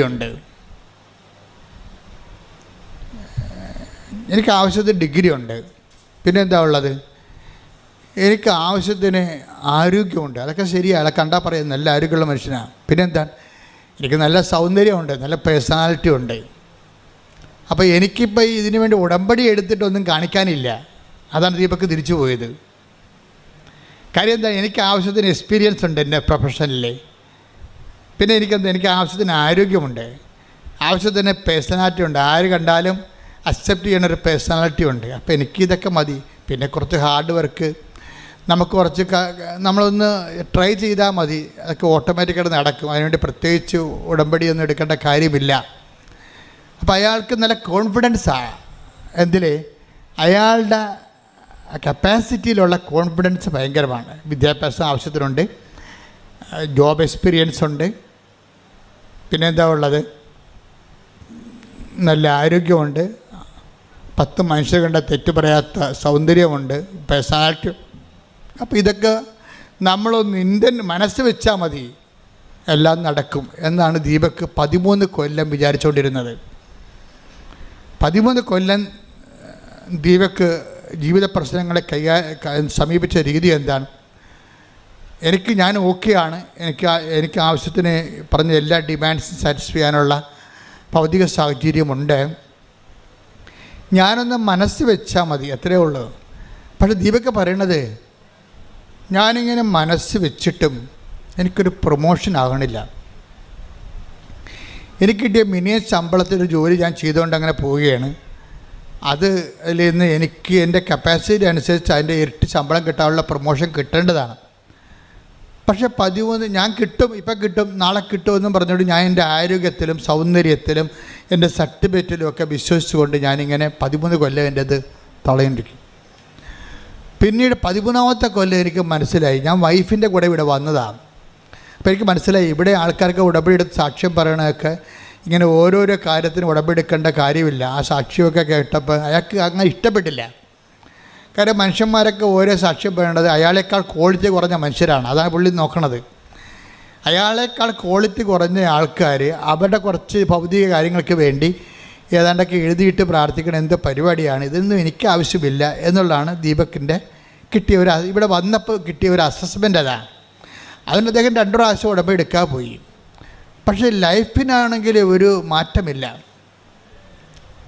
തൻ്റെ പഴയ ജോലിയും ആ മിനിമം ശമ്പളവും ഒക്കെ ആയിട്ട് ജീവിക്കുന്നു. പക്ഷേ കുഞ്ഞുങ്ങളൊക്കെ വളർന്നു വരണ കാരണം കൂടുതൽ ഫൈനാൻസ് സാമ്പത്തികം വേണം. പക്ഷേ തനിക്ക് മുടക്കാൻ പറ്റണില്ല. തൻ്റെ കഴിവനുസരിച്ച് ജോലി കിട്ടണമില്ല, അതിനെ പറ്റിയ ഉയർന്ന ജോലി കിട്ടണില്ല. എല്ലാ ഇൻ്റർവ്യൂവിനും പോകും, അവർ ഓക്കെ ആണെന്ന് പറയും, പക്ഷേ ജോലി കിട്ടത്തില്ല. എന്നിട്ട് പഴയ ജോലി തന്നെ കണ്ടിന്യൂ ചെയ്യും. അങ്ങനെ 13 വർഷം കഴിഞ്ഞപ്പോഴാണ് പുള്ളിക്ക് തോന്നി, ഇനിയിപ്പോൾ എൻ്റെ കയ്യിൽ നിന്ന് പോയല്ലോ എന്ന് വിചാരിച്ചു. അതാണ് വിഷയം.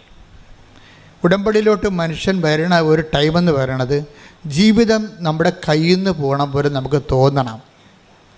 നിങ്ങൾക്ക് പലപ്പോഴും അങ്ങനെ തോന്നിയല്ല ഉടമ്പടി എടുത്തിരിക്കണത്. നിങ്ങളുടെ കൂട്ടുകാരത്തി ഉടമ്പടി എടുക്കാൻ പോയപ്പോൾ എന്നാൽ ഞാനും വന്നെന്ന് പറയും. എനിക്ക് ഒറ്റയ്ക്ക് പോകാൻ കഴിയല്ലേ, ഞാൻ പല ദിവസമായിട്ട് ഉടമ്പടി എടുക്കണം വിചാരിച്ചതാണ്, അപ്പം നീ ഇപ്പോൾ പോകണ്ടല്ല എന്ന് ഞാനും വന്നു.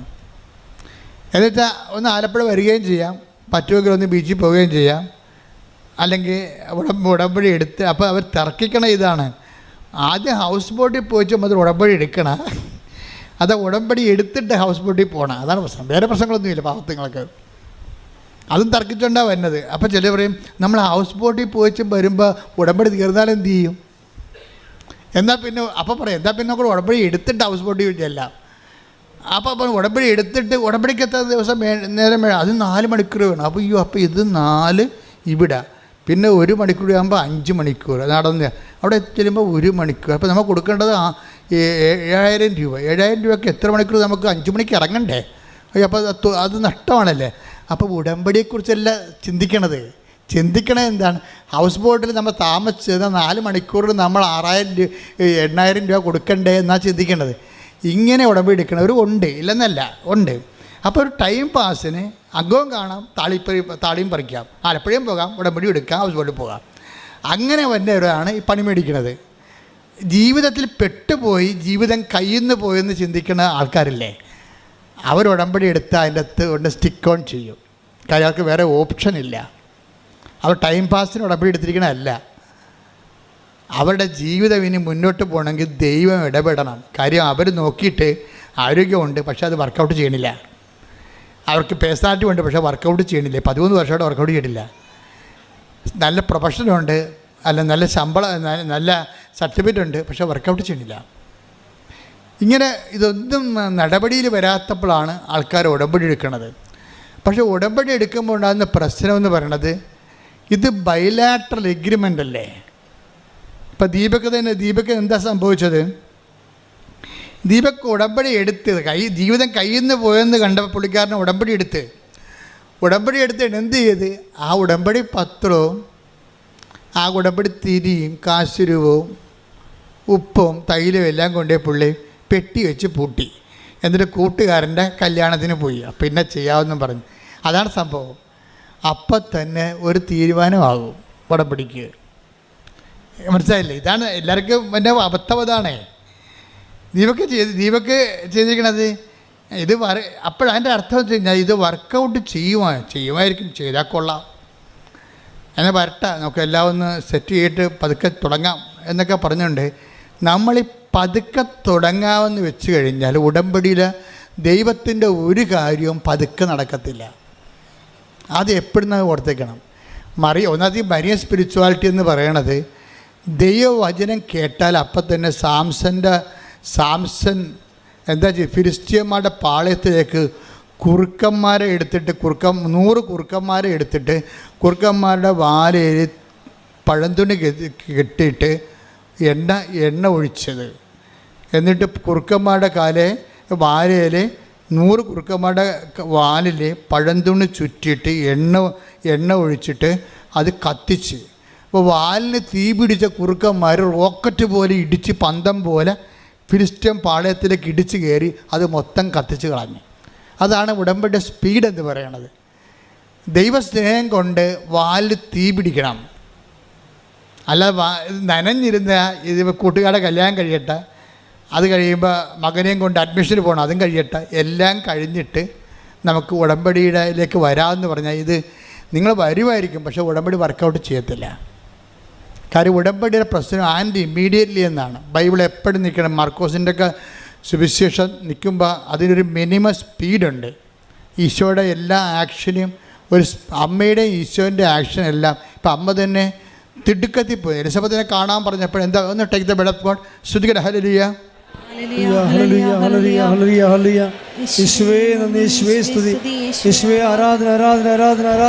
ലൂക്ക 1:39.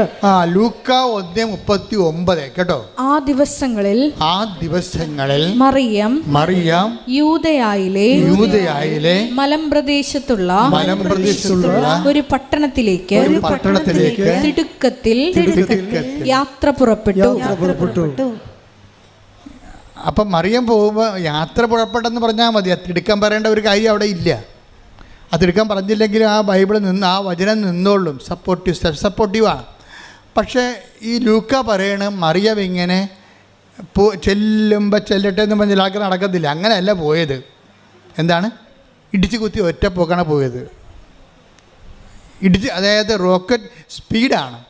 ഉടമ്പടിയിൽ നിങ്ങൾ കൈകാര്യം ചെയ്യുന്ന സ്പീഡാണ് ഉടമ്പടിയുടെ ഉടമ്പടി ഫയർ ആകുന്നതിൻ്റെ ഒരു മോഡ് അതാണ്. അപ്പോൾ എപ്പോഴും നമ്മൾ ചെയ്യണം, ഉടമ്പടി ചെയ്യുമ്പോൾ തളർന്നു കുത്തി ഇനി ആർക്കാണ് ഈ പത്രം കൊടുക്കേണ്ടത്, ആര് മേടിക്കുക, അവരിങ്ങോട്ടേക്കാണ് തിരിച്ചു തരിക, ഇങ്ങനെ അളിഞ്ഞ മോന്ത്യമായിട്ട് ഉടമ്പടി ചെയ്താൽ നിൻ്റെ ജീവിതം ഇങ്ങനെ അളിഞ്ഞിരിക്കേ ഉള്ളത്. അതുകൊണ്ടാണ് ഞാൻ പറഞ്ഞത്, ആദ്യമേ നിങ്ങൾ ഈ പത്രം വെച്ച് പ്രാർത്ഥിക്കണം. ഇവിടെയൊക്കെ ആദ്യം സിംഹങ്ങളാണ് ഇവിടെ ഉടമ്പടി എടുത്തിരിക്കുന്നത്. അത് അവർക്ക് ഉടമ്പടി എടുക്കുമ്പോൾ തന്നെ അപ്പം തന്നെ ഒരു ദിവസം ഒരു ആങ്ങളെയും പെങ്ങളും ഞാൻ നോക്കുമ്പോൾ ഒരു പള്ളിയിൽ ബൈക്കിൽ പോവുകയാണ്.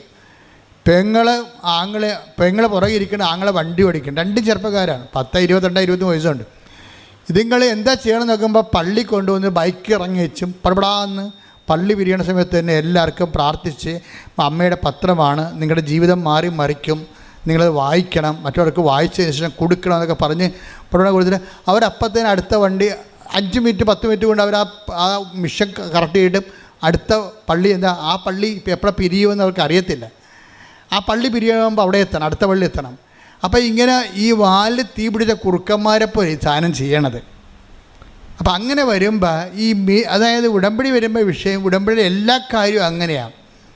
ആ രോഗിനെ കാണണം, അച്ഛൻ പറഞ്ഞിട്ടുണ്ട്, രോഗിനെ കാണണമെന്ന് പറഞ്ഞിട്ടുണ്ട്. എവിടെ ഇപ്പം രോഗികൾ വല്ലയിടത്തും ഉണ്ട്, ഇന്ത്യയിൽ രോഗി വല്ലയിടത്തും ഉണ്ടാകുന്നു, ഇന്ത്യയിലെ രോഗികൾ വല്ലയിടത്തും ഉണ്ടാകുന്നു.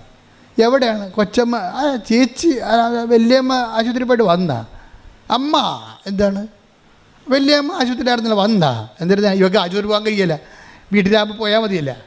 അപ്പോൾ ഇങ്ങനെ ഉഡായിപ്പ് കാണിച്ചാൽ ഉടമ്പടിയിൽ സംഗതി കുഴപ്പമാവും.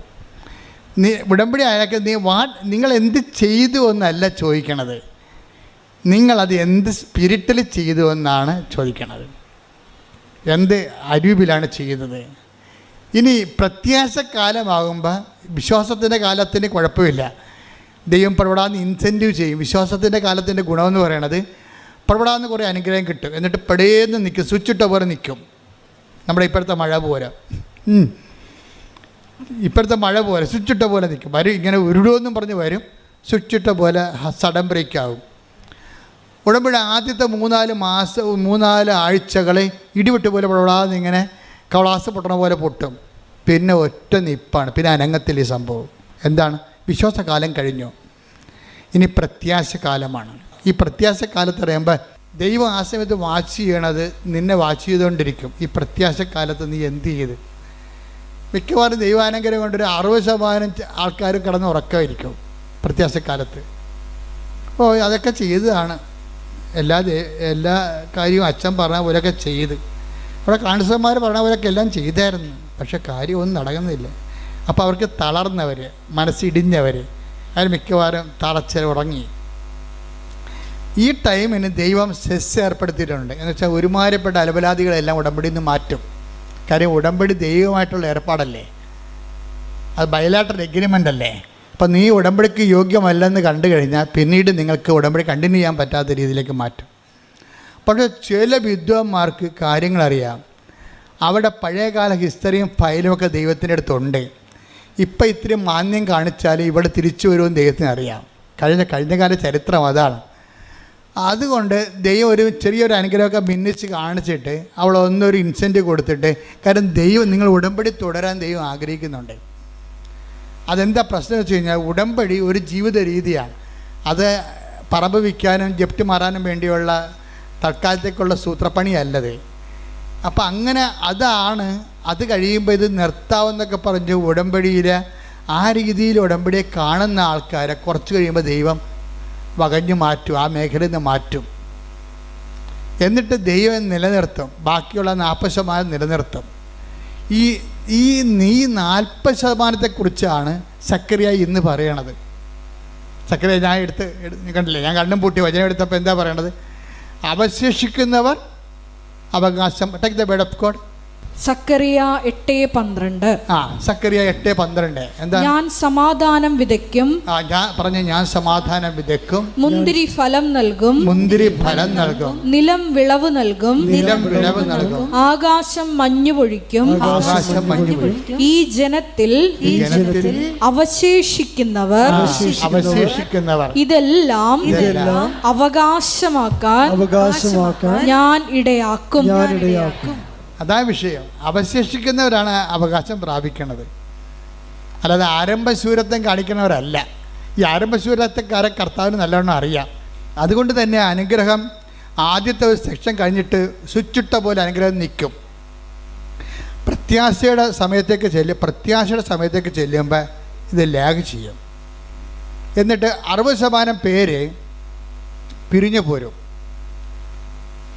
പിരിഞ്ഞു പോണതല്ല, പിന്നീട് ഒരിക്കലും ആലപ്പുഴ വരത്തില്ല. അതാണ് സംഭവം.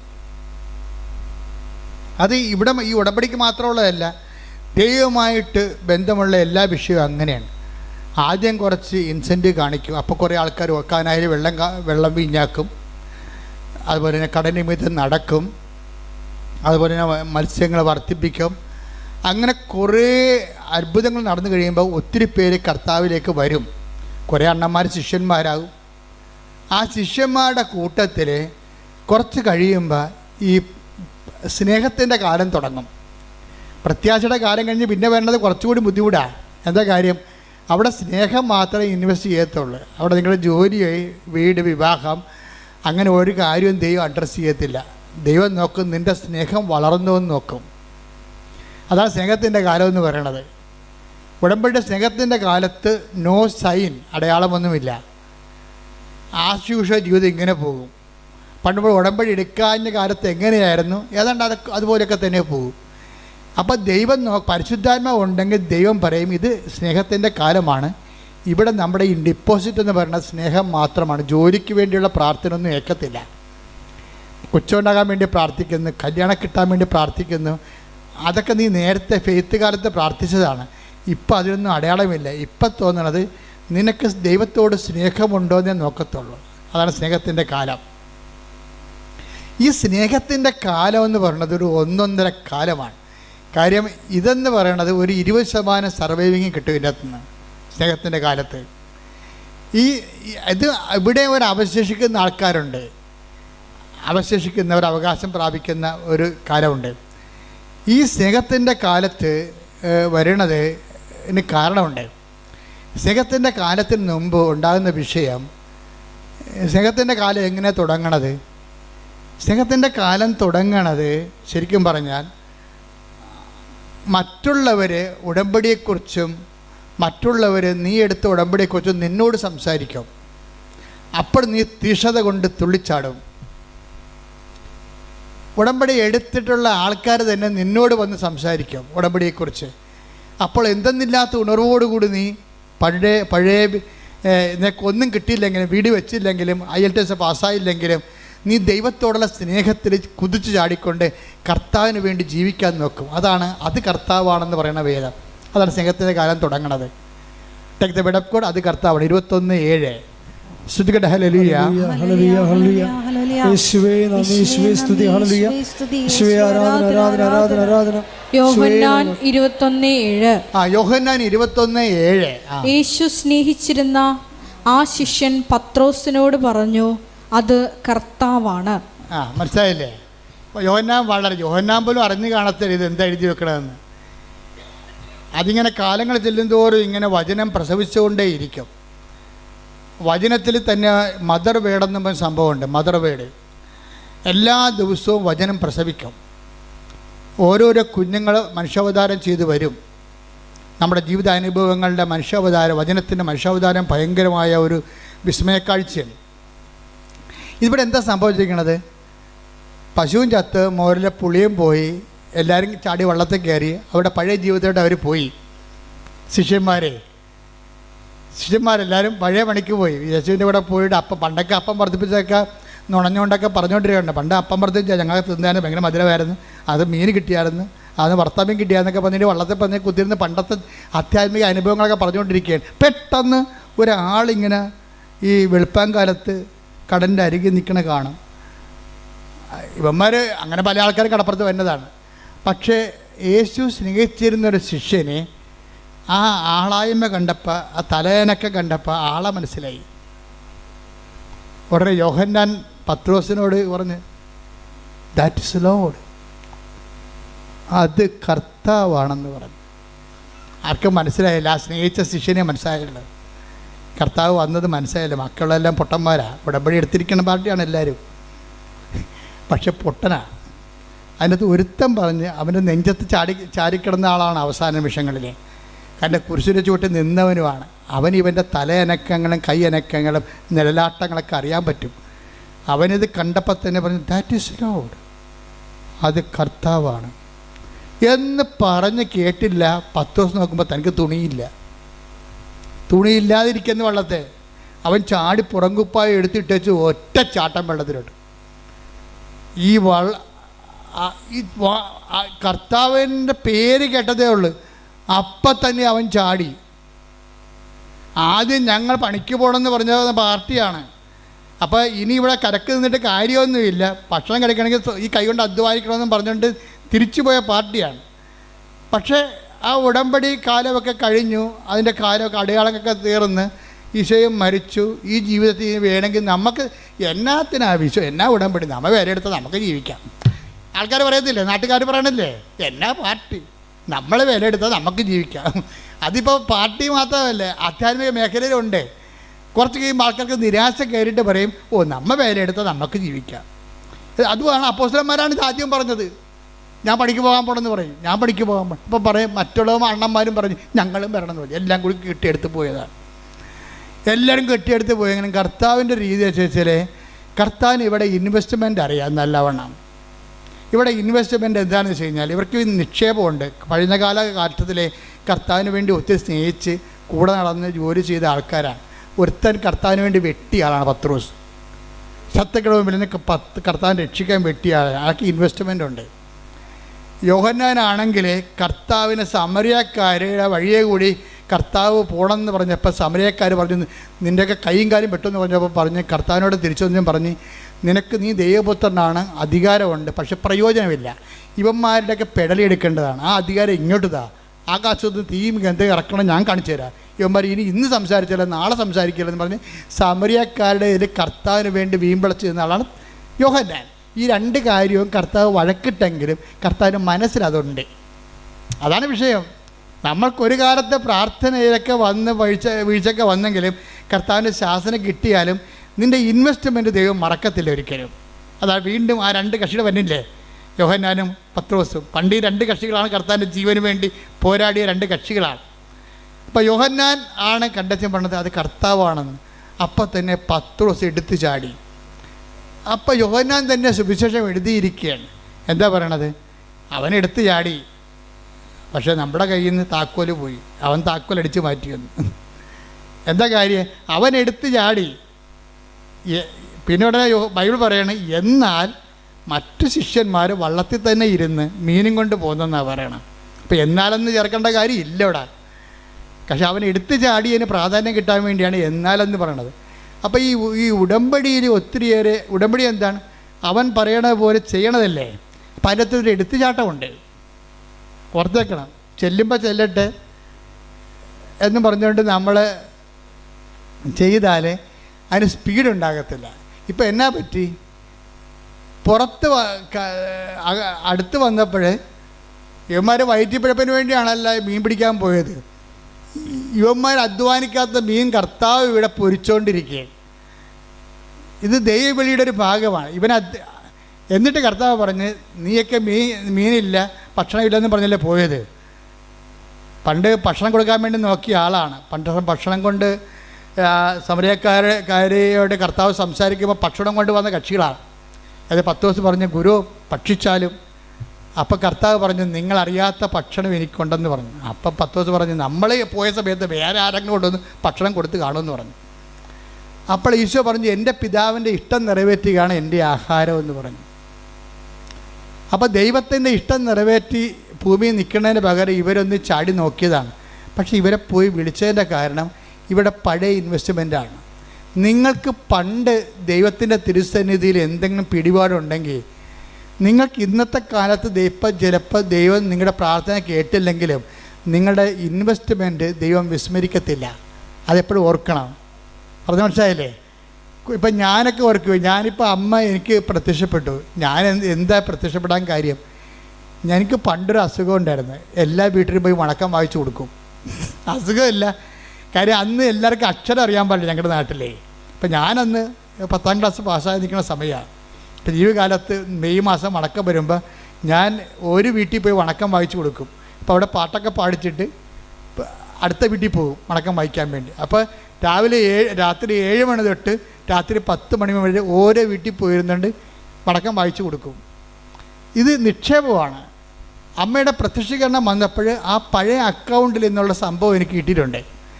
ദൈവത്തിന് വേണ്ടി നമ്മൾ ചെയ്യണ ഒരു കാര്യവും പാഴായി പോകത്തില്ല. നീ ദൈവത്തിന് വേണ്ടി എന്ത് ചെയ്തിട്ടുണ്ടോ അതെല്ലാം നിക്ഷേപമാണ്. ഒരു ടൈം ആകുമ്പോൾ ആ സാധനം എല്ലാം എടുക്കും ദൈവം. യോഹന്നാനും പത്രോസിനും നല്ല നിക്ഷേപമുള്ള ആൾക്കാരാണ്. പക്ഷേ പത്രോസിന് ഇമ്മിണി കൂടുതലാണ്. പക്ഷേ അതുകൊണ്ട് പത്രോസിനോട് തന്നെ ചോദിക്കും, നീ ഇവരെക്കാളൊക്കെ അധികമായി എന്നെ സ്നേഹിക്കുന്നുവോ? അതാണ് സംഭവം. ഇവരെക്കാളെല്ലാം അധികമായി എന്നെ സ്നേഹിക്കുന്നുണ്ടെന്നറിയാം. പക്ഷേ പത്രോസിന് ആടുകളെ മേയ്ക്കാൻ അധികാരം കൊടുക്കുന്നത് സ്നേഹത്തിൻ്റെ അധികാരത്തിലാണെന്നുള്ള യോഹന്നാൻ കേൾക്കണം. യോഹന്നാന് കൊടുത്ത പാരപ്പണിയാണത്. യോഹന്നാൻ അവിടെ തന്നെ ഇരുന്നില്ലേ? കാര്യങ്ങളൊക്കെ അറിയാം. കാര്യങ്ങളൊക്കെ അറിഞ്ഞിട്ട് കാര്യമില്ല, എടുത്തേടാൻ പഠിക്കണം. അതാണ് താത്വിക പ്രബോധകരും താത്വിക അറിവുള്ളവരും സാധാരണ മനുഷ്യരും തമ്മിലുള്ള വ്യത്യാസം ഇതാണ്. താത്വിക പ്രബോധകർക്കും പ്രൗഢോജ്വലമായ പ്രൊഫസർമാർക്കൊക്കെ കാര്യങ്ങളൊക്കെ അറിയാം. പക്ഷേ ഒരു വള്ളത്തെ തന്നെ ഇരിക്കത്തുള്ളൂ, ഇറങ്ങത്തില്ല. പാവപ്പെട്ടവൻ എന്ത് ചെയ്യും? കർത്താവളത് കേൾക്കുമ്പോൾ തന്നെ ചാടി ഇറങ്ങും. അവൻ താക്കോലും കൊണ്ട് പോകും. ഇത് ബൈബിളിലെ ഒരു ഇക്വേഷനാണ് ശരിക്കും പറഞ്ഞാൽ. അപ്പം ചാടി കർത്താവാണെന്ന് കേട്ടാൽ ചാടാൻ കഴിയണം. അതാണ് ഉടമ്പടിയുടെ ഒരു പവർ. എന്നിട്ട് ചാടിക്കഴിയുമ്പോൾ കർത്താവ് പറയും, യോഹന്നാനോട് പറയും, യോഹന്നാന് കിട്ടേണ്ട സംഭവമാണ് ഇതെല്ലാം. ആടുകളെ മേയ്ക്കണ കാര്യമൊക്കെ യോഹന്നാന് കിട്ടേണ്ടതാണ്. കിട്ടത്തില്ല. കാര്യം വെച്ച് കഴിഞ്ഞാൽ ഒരു കാര്യം യോഹന്നാനാണ് കുരിശിൻ്റെ ചുവടെ നിന്നതേ. കുരിശിൻ്റെ ചുവടെ നിന്നത് യോഹന്നാനാണ്. അപ്പോൾ നല്ല മാർക്ക് സ്കോർ ചെയ്ത ആളാണ്. പക്ഷേ അവസാനത്തെ സ്കോറിന് 50 മാർക്കുണ്ടായിരുന്നു. അത് യോഹന്നാൻ അറിയാൻ പാടില്ലായിരുന്നു. യോഹന്നാൻ ആ അവസാനത്തെ ചോദ്യത്തിന് അവസാനത്തെ ക്വസ്റ്റ്യന് ട്രയലിൽ 50 മാർക്കാണ്. ആ സാധനം പത്രോസിന് കിട്ടിയപ്പോൾ 10 മാർക്ക് യോഹന്നാനൊക്കെ കൂടുതലായി പോയി പത്രോസിന്. എന്തുകൊണ്ടാണ് പത്രോസിന് അധികാരം കൊടുത്തതെന്ന് യോഹന്നാനോട് പറയാതെ പറയണതാണ്, നീ ഇവരെക്കാളെല്ലാം അധികമായി എന്നെ സ്നേഹിക്കുന്നുണ്ടോ? അതാണ് ഉടമ്പടിയുടെ സ്നേഹക്കാലം എന്ന് പറയുന്നത്. പിടിയിടിയാ, ഉടമ്പടിയിൽ ഒരു അനക്കം ഉണ്ടാകത്തില്ല. നമ്മൾ വേലയെടുത്താൽ നമ്മൾക്ക് ജീവിക്കാൻ പറഞ്ഞ രീതിയിൽ ആ ശിഷ്യന്മാർ ആയിപ്പോകും. അപ്പോൾ നമ്മൾ ഉടമ്പടി ചില ആൾക്കാർ മറന്നു പോകും. പക്ഷേ ആരെങ്കിലും നമ്മളെ ഉടമ്പടി ഓർപ്പിച്ചാൽ അപ്പം പഴയ വർദ്ധിച്ച വീര്യത്തോട് നമ്മളെ വീണ്ടും ചാടിക്കഴിഞ്ഞാൽ അത് സ്നേഹത്തിൻ്റെ കാലമാണ്. എല്ലാവരെക്കാൾ ഉപരിയായി ദൈവത്തെ സ്നേഹിക്കുന്ന കാലം. അപ്പോൾ എല്ലാവരെക്കാൾ ഉപരിയായി ദൈവത്തെ സ്നേഹിക്കുക എന്നുള്ള ഒരു ഉടമ്പടിയുടെ ഒരു നിബന്ധന ബൈബിൾ മുഴുവൻ നിറഞ്ഞു നിൽക്കുന്ന ഒരു ക്യാപിറ്റൽ വെളിപാടാണ്. നിൻ്റെ കർത്താവായ ദൈവം ഞാനാകുന്നു, ഞാനല്ലാതെ മറ്റൊരു ദൈവം നിനക്ക് ഉണ്ടാവരുത്. ആ ദൈവം തന്നെയാണ് പിന്നീട് വചനം മാസമായി കഴിയുമ്പോഴും ആ നിബന്ധനകൾക്ക് മാറ്റമില്ല. എന്താണ്? നിത്യജീവൻ പ്രാപിക്കാൻ ഞാൻ എന്ത് ചെയ്യണമെന്ന് ചോദിക്കുമ്പോൾ പറയും, എല്ലാത്തിനേക്കാൾ ഉപരി ആ ദൈവത്തെ സ്നേഹിക്കുക, നിന്നെപ്പോലെ തന്നെ നിൻ്റെ അയൽക്കാരനെ സ്നേഹിക്കുക. ആ നിബന്ധനകൾക്ക് പിന്നെ മാറ്റമില്ല. പത്രോസിലേക്ക് വരുമ്പോൾ പറയും, നീ ഇവരെക്കാൾ അധികമായി എന്നെ സ്നേഹിക്കുന്നുണ്ടോ? അപ്പോൾ പത്രോസ് പറയും, യു നോ ഇറ്റ് എന്ന് പറയും. എന്താണ്? നിനക്കത് അറിയാം. ഞാൻ പറഞ്ഞാൽ എനിക്ക് വിഷമമാണെന്ന് പറയും. അതാണ് പത്രോസ് പറയണത്. കാര്യം കർത്താവ് കാണിച്ച ഒരു വല്ലാത്ത ഒരു പണിയുണ്ട്. കാര്യം കർത്താവിൻ്റെ കയ്യെ വിലങ്ങ് വീണപ്പോൾ പത്രോസ് വാളൂരി, ആ 200 പേരാണ് പന്തങ്ങളും വിളക്കുകളും ആയിട്ട് നിൽക്കണത്. പത്രോസ് ഒറ്റക്ക്. എന്നിട്ടും കർത്താവിൻ്റെ ജീവൻ രക്ഷിക്കാൻ വേണ്ടി ശത്രുപാളയത്തിൽ വെട്ടിയവനാണ് പത്രോസ്. അപ്പോഴാണ് പത്രോസിനോട് പറയണത്, വാൾ ഉറയിലിടാൻ പറയണത്. അപ്പം അത് കേട്ടോടുകൂടി പത്രോസ് വാൾ ഉറയിലിട്ട് വചനം പാലിച്ചു. അവൻ പറയണ പോലെ ചെയ്ത്. അതാണ് ഉടമ്പടി എന്ന് പറയണത്. പത്രോസിൻ്റെ ഉടമ്പടിയാണ് ഏറ്റവും ബെസ്റ്റ് ഉടമ്പടി. അവസ്ഥ സ്നേഹത്തിൻ്റെ കാലത്ത്. അപ്പോൾ വെട്ടുകൊണ്ട് മൽക്കസിൻ്റെ ചെവി ഛേദിച്ച് പോയി കഴിഞ്ഞപ്പോൾ പ്രധാന ഭൃത്യൻ്റെ പരിചാരകൻ്റെ ചെവി ഛേദിച്ചു. പിന്നെ അവർ പത്രോസിനെ പഴം നുറുക്കണ പോലെ നുറുക്കുമെന്ന് പത്രോസിന് അറിയാം. തനിക്ക് അപകടങ്ങളാണ്, ഈ ഉടമ്പടിയുടെ പേരിൽ തനിക്ക് വരാൻ പോണ ത്യാഗങ്ങളാണെന്നറിയാം. എന്നിട്ടും അവൻ പറഞ്ഞതല്ലേ വാളുറയിലിടാൻ. അതുകൊണ്ട് പത്രോസ് അവൻ പറഞ്ഞതുപോലെ ചെയ്തു. അതാണ് ഉടമ്പടി. അവൻ പറയണ പോലെ ചെയ്യുക. നമ്മുടെ തല പോകുന്നത് കണ്ടാലും അവൻ പറയണ പോലെ ചെയ്യും. അങ്ങനെ പത്രോസ് വാൾ ഉറയിട്ടിട്ട്, ഇനി എനിക്കിവിടെ റൈറ്റില്ല, എനിക്കിവിടെ പാങ്ങില്ല, ഞാൻ ഇവിടെ നിന്നിട്ട് കാര്യമില്ല. കാര്യം കർത്താവ് വരെ ശത്രുവായ പാളയത്തിൽ കൂടിയിരിക്കുകയാണ്. കാര്യം അവരുടെ ആ ചെവി, പത്രോസ് വെട്ടിയ ചെവി, കർത്താവ് ഛേദിച്ച ചെവി കർത്താവ് എടുത്ത് വെച്ച് കൊടുത്തില്ലേ, അത് പുറത്തില്ലേ. അപ്പം കർത്താവിന് മുമ്പ്, അവരുടെ മുമ്പിൽ കർത്താവിന് ഒരു പിടിയായി. പാവപ്പെട്ട കർത്താവിൻ്റെ ജീവൻ രക്ഷിക്കാൻ വേണ്ടി വെട്ടി അവൻ പ്രതിയുമായി. എന്നിട്ടും ഈ മനുഷ്യൻ കർത്താവിനെ വിടത്തില്ല. ഈ ഉടമ്പടി പാലിക്കുന്നവൻ ആ ഉടമ്പടി പ്രകാരം നീ എവിടെ പോയാലും ഞാൻ നിന്നെ അനുഗമിക്കുമെന്നൊരു മനുഷ്യൻ കർത്താവിനോട് പറഞ്ഞായിരുന്നു.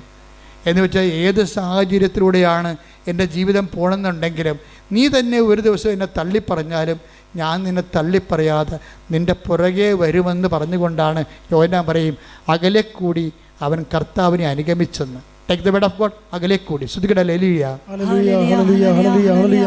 യേശുവേ നന്ദി, യേശുവേ സ്തുതി. ഹല്ലേലൂയ ഹല്ലേലൂയ ഹല്ലേലൂയ ഹല്ലേലൂയ ഹല്ലേലൂയ. യേശുവേ സ്തുതി. ഹല്ലേലൂയ. ലൂക്ക 22:54. ലൂക്ക 22:54. അവർ അവനെ പിടിച്ച് പ്രധാന ആചാര്യന്റെ വീട്ടിലേക്ക് കൊണ്ടുപോയി പത്രോസ് അകലെയായി അവനെ അനുഗമിച്ചിരുന്നു. അതാണ് സംഭവം. എന്നിട്ട് ഇത്രയും കർത്താവിനാൽ പ്രതിയാക്കപ്പെട്ട ഒരാളാണ്. കർത്താവിൻ്റെ ജീവന് വേണ്ടി നിന്നു, സഭയ്ക്ക് വേണ്ടി നിന്നു, ദൈവത്തിന് വേണ്ടി നിന്നു, ദൈവവിശ്വാസത്തിന് വേണ്ടി നിന്നു. പക്ഷെ നിനക്ക് കിട്ടിയത് എന്താ? നിനക്ക് കിട്ടിയത് ഒഴിവാക്കലും തള്ളിപ്പറച്ചിലുമാണ്. എന്നിട്ട് നീ ദൈവത്തെ വിടാതെ പത്രോസിനെ പോലെ കർത്താവിനെ അനുഗമിക്കണമെന്നുള്ള ബോധത്തിന് കർത്താവിൻ്റെ കണ്ണും വെട്ടത്തുണ്ടാകും. പത്രോസിനെ തള്ളിപ്പറഞ്ഞത് ആരാണ്? നിൻ്റെ വാളുറയിലിട്, വാളെടുക്കുന്ന വാളായി നശിക്കുന്നു പറഞ്ഞ ആരോടാണ്? പത്രോസിനെ തള്ളിപ്പറഞ്ഞ കർത്താവല്ലേ. അവനെ തള്ളിപ്പറഞ്ഞിട്ടും പത്രോസ് കർത്താവിനെ തള്ളിപ്പറഞ്ഞില്ല. പാവപ്പെട്ടവൻ നിരായുധനായി, അവൻ്റെ ജീവിതം അപകടത്തിലാണ്. കർത്താവ് പറഞ്ഞ പോലെ കേട്ടിട്ട് വാളും ഉറയിലിട്ടിട്ട് അവൻ കൊല്ലട്ടെ, എന്നാലും എൻ്റെ കർത്താവിൻ്റെ കൺവെട്ടത്തൊന്ന് ഞാൻ പോകുകയില്ല എന്ന് പറഞ്ഞുകൊണ്ട് നടന്നവനാണ് അവനെ വിളിക്കും കർത്താവ് അവസാനം. അവൻ അവസാനം കണക്ക് തീർക്കാൻ വേണ്ടി വിളിക്കും. എന്നിട്ട് ചോദിക്കണം എന്താണ്? ഇവനേക്കാൾ അധികമായി നീ എന്നെ സ്നേഹിക്കുന്നുവോ? ഉണ്ടെന്ന് കർത്താവിനറിയാം. യോഹന്നാൻ ബാക്കിലായി പോണ അവിടെ വെച്ചാൽ കർത്താവാണെന്ന് കണ്ടിട്ടും വളർത്തതിന് ഇരുന്ന് കക്ഷി. ഓ കർത്താവല്ലേ, നമുക്കറിയാം, ചെന്നാൽ മതിയല്ല എന്ന് പറയും. ഉടമ്പടിയല്ലേ, ചെയ്താൽ മതിയല്ല, അതാണ് സംഭവം, അതാണ് യോഹന്നാൻ. പക്ഷേ നീ അനുഗ്രഹിക്കപ്പെടത്തില്ല. ഉടമ്പടിയല്ലേ, നമുക്കറിയാം, ചെയ്താൽ മതിയല്ല. കർത്താവല്ലേ, നമുക്കറിയാം, ചെന്നാൽ മതിയല്ല. ഈ ഒരു നിലപാടിൽ ഉടമ്പടി വർക്കൗട്ട് ചെയ്യത്തില്ല. ചാടണം, ഒന്നും കിട്ടില്ലെങ്കിലും ചാടണം. എന്തിനാണ്? കർത്താവിന് വേണ്ടി പറന്ന് വെട്ടി പ്രവർത്തിക്കണം.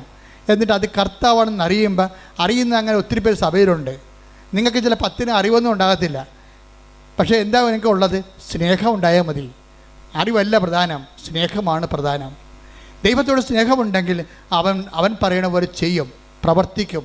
കർത്താവിൻ്റെ നിന്ന് നമുക്ക് അടി കിട്ടിയാലും അവൻ്റെ കൺമട്ടത്ത് നമ്മൾ പോകത്തില്ല. നമ്മളവിടെ തന്നെ നിൽക്കും. ഏതെങ്കിലും കാരണവശാൽ എപ്പോഴെങ്കിലും കർത്താവിനെ രക്ഷിക്കാൻ പറ്റുമെങ്കിൽ രക്ഷിക്കാമെന്നുള്ള ഉദ്ദേശത്തോടുകൂടിയാണ് 10 ദിവസം പുറകെ നടക്കുന്നത്. എന്തൊരു സ്നേഹമാണ് ആ മനുഷ്യന്! അതാണ് സ്നേഹത്തിൻ്റെ, ഉടമ്പടി സ്നേഹത്തിൻ്റെ കാലം എന്ന് പറയുന്നത്. ഇപ്പോൾ ഉടമ്പടി വിശ്വാസത്തിൻ്റെ കാലമുണ്ട്, പ്രത്യാശയുടെ കാലമുണ്ട്, സ്നേഹത്തിൻ്റെ കാലമുണ്ട്. സമർപ്പണത്തിൻ്റെ കാലം എന്ന് പറയുമ്പോൾ ദൈവം ചില കാര്യങ്ങൾ നമ്മളിൽ നിന്ന് ഒരിക്കലും എടുത്തു മാറ്റത്തില്ല. അത് നമ്മൾക്ക് നിത്യജീവന് വേണ്ടി നമ്മളത് അനുഭവിക്കേണ്ടതാണ്.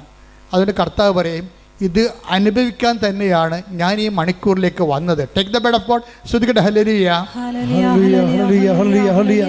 യേശുവേ നന്ദി, യേശുവേ സ്തുതി, ഹല്ലേലൂയ, ഹല്ലേലൂയ, ഹല്ലേലൂയ, ഹല്ലേലൂയ. യേശുവേ സ്തുതി, ഹല്ലേലൂയ, ഹല്ലേലൂയ. യേശുവേ നന്ദി, ആരാധന.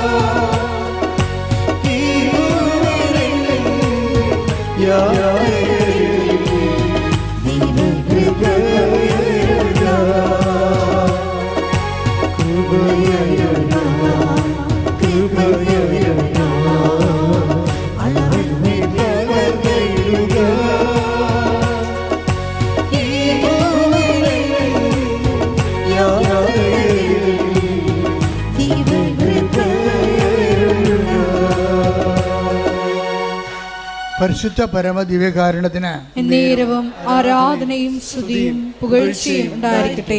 ചില കാര്യങ്ങൾ നമ്മൾ അനുഭവിക്കേണ്ട കാര്യങ്ങളാണ്. ചിലത് അനുഗ്രഹമായിട്ടും അതിശയമായിട്ടും ഒക്കെ മാറിയിട്ട് ലാഭസ്ഥാനവും ചില കാര്യങ്ങളുണ്ടാവും. അത് നമ്മൾ അനുഭവിക്കാതെ കടന്നു പോകാത്ത കാര്യമാണ്. ഇത് അനുഭവിക്കാതെ കടന്നു പോകത്തില്ലെങ്കിൽ 12 വായിച്ചേ. യോഹന്നാൻ 12:27. യോഹന്നാൻ 12:27. ഇപ്പോൾ എൻ്റെ ആത്മാവ് അസ്വസ്ഥമായിരിക്കുന്നു. പറഞ്ഞു, ഇപ്പോൾ എൻ്റെ ആത്മാവ് അസ്വസ്ഥമായിരിക്കുന്നു. ഞാൻ എന്തു പറയേണ്ടു? പിതാവേ, ഈ മണിക്കൂറിൽ നിന്ന് എന്നെ രക്ഷിക്കണമേ. അല്ല, ഇതിനു വേണ്ടിയാണല്ലോ ഈ മണിക്കൂറിലേക്ക് ഞാൻ വന്നത്. അപ്പം ചില കാര്യങ്ങൾ ദൈവഹിതമായിട്ട് നമ്മളെ കടന്നു പോകത്തില്ല. നമ്മളത് അനുഭവിക്കേണ്ടി വരും. ഈ അനുഭവിക്കേണ്ട കാലത്ത് വരുമ്പോൾ വിശ്വാസം വർക്കൗട്ട് ചെയ്തില്ല, പ്രത്യാശ വർക്കൗട്ട് ചെയ്യല്ല, സ്നേഹമല്ല. അവിടെ എന്താണ്? സമർപ്പണം. അതാണ് കർത്താവ് പറഞ്ഞത്, ഈശോ ആണ് ഇതിൻ്റെ അകത്ത് 10 ദിവസത്തിനേക്കാളും നല്ലത്. അവിടെയാണ് അതുകൊണ്ട് ഞാൻ എപ്പോഴും നമ്മുടെ അലക്സച്ചനൊക്കെ ആയിട്ട് എപ്പോഴും തർക്കിക്കും ഞങ്ങൾ പ്രശ്നം കഴിക്കാൻ നേരത്ത്. കാര്യം അലക്സച്ചനൊക്കെ പറയും നമ്മൾ കർത്താവിൻ്റെ തനി പുരോഹിതരാണ്, ഇമേജാണ്, ആൾട്ടർ ക്രൈസ്റ്റാണ്. ഞാൻ പറഞ്ഞു ഇറ്റ്സ് ഓക്കെ, പക്ഷെ അത് പ്രായോഗികമാണെന്ന് അറിയത്തില്ല എന്ന് പറയും. അതെന്താ ഞാനങ്ങനെ പറഞ്ഞത്? അത് നമ്മൾ ക്രിസ്തു ആണെന്ന് പറഞ്ഞാലൊക്കെ സഭയുടെ പഠനങ്ങൾ അങ്ങനെയൊക്കെയാണ്, പക്ഷേ അത് ആശയം എന്തുമാത്രം പ്രായോഗികമാണെന്ന് അറിയത്തില്ലെന്ന് ഞാൻ പറയും. സഭയെ വിമർശിച്ച് പറയണതല്ല. കാര്യം ചില സ്ഥലങ്ങളിൽ ചെന്ന് കഴിഞ്ഞാൽ ഈ ലാസ്റ്റ് സെക്ഷൻ, വിശ്വാസത്തെ എക്സ്പ്രഷൻ്റെ ലാസ്റ്റ് സെക്ഷനിൽ സമർപ്പണമുണ്ട്. അത് ഈ 12-27 ബന്ധപ്പെട്ടതാണ്. എന്താണ്? ചില കാര്യങ്ങൾ ജീവിതത്തിൽ നമ്മൾ പ്രാർത്ഥിച്ച മാറാത്ത കാര്യങ്ങളുണ്ട്. അതിപ്പോൾ അതിലാണ് മാർക്ക്. അതിന് 80 മാർക്കാണ്, 50 അല്ല 80ആണ്. പ്രാർത്ഥിച്ചാൽ മാറുന്ന കാര്യമൊക്കെ ചെയ്ത് കഴിഞ്ഞാൽ 9 മാർക്കേ ഉള്ളൂ. പ്രാർത്ഥിച്ചാൽ മാറാത്ത കാര്യം അക്സെപ്റ്റ് ചെയ്യണമെങ്കിൽ 80 മാർക്കാണ് അതിന്. അതെന്താ ചെയ്യണം? അതുകൊണ്ട് ഈശോ എന്ത് പറയും? അപ്പാ ഐ കമണ്ട് മൈ സ്പിരിറ്റ് എന്ന് പറയും. എന്താണ് അവൻ? ഇതാ അപ്പ എൻ്റെ ആത്മാവിനെ അങ്ങേക്ക് സമർപ്പിക്കുന്നു. അവൻ തല ചായ്ച്ചെന്ന് പറയും. ചില കാര്യങ്ങളുടെ മുമ്പ് തല ചായ്ച്ചു കൊടുക്കേണ്ടി വരും. അപ്പോൾ അതാണ് സമർപ്പണത്തിൻ്റെ കാലമെന്ന് പറയണത്. ഉടമ്പടിക്കാലത്തിൻ്റെ അകത്ത് വിശ്വാസ കാലമുണ്ട്, പ്രത്യാശയുടെ കാലമുണ്ട്, സ്നേഹത്തിൻ്റെ കാലമുണ്ട്, പിന്നെ സമർപ്പണത്തിൻ്റെ കാലം. സമർപ്പണത്തിൻ്റെ കാലത്തേക്ക് എല്ലാവരും കിട്ടുമെന്നൊന്നും ഞാൻ പ്രതീക്ഷിക്കണില്ല. കാര്യം വെച്ചാൽ സമർപ്പണത്തിൻ്റെ കാലമെന്ന് പറയണത് നമ്മൾ ഒരു നിഗൂഢമായ, ഇന്നത്തെ വചനത്തിൽ പറഞ്ഞേക്കുമല്ല, ഒരു ഏറ്റവും നല്ല രത്നം കണ്ടെത്തി കഴിഞ്ഞാൽ പിന്നെ എല്ലാം വിൽക്കും, അല്ലേ? എല്ലാം വിൽക്കും. 13 മത്തായിയുടെ 13 അധ്യായം. ഏറ്റവും രത്നവ്യാപാരി ഏറ്റവും നല്ല രത്നം കണ്ടെത്തി കഴിഞ്ഞാൽ എല്ലാം വിൽക്കും. ശ്രുതിക്കട്ടെ ഹല്ലേലൂയ, ഹല്ലേലൂയ, ഹല്ലേലൂയ, ഹല്ലേലൂയ. യേശുവേ നന്ദി, യേശുവേ സ്തുതി.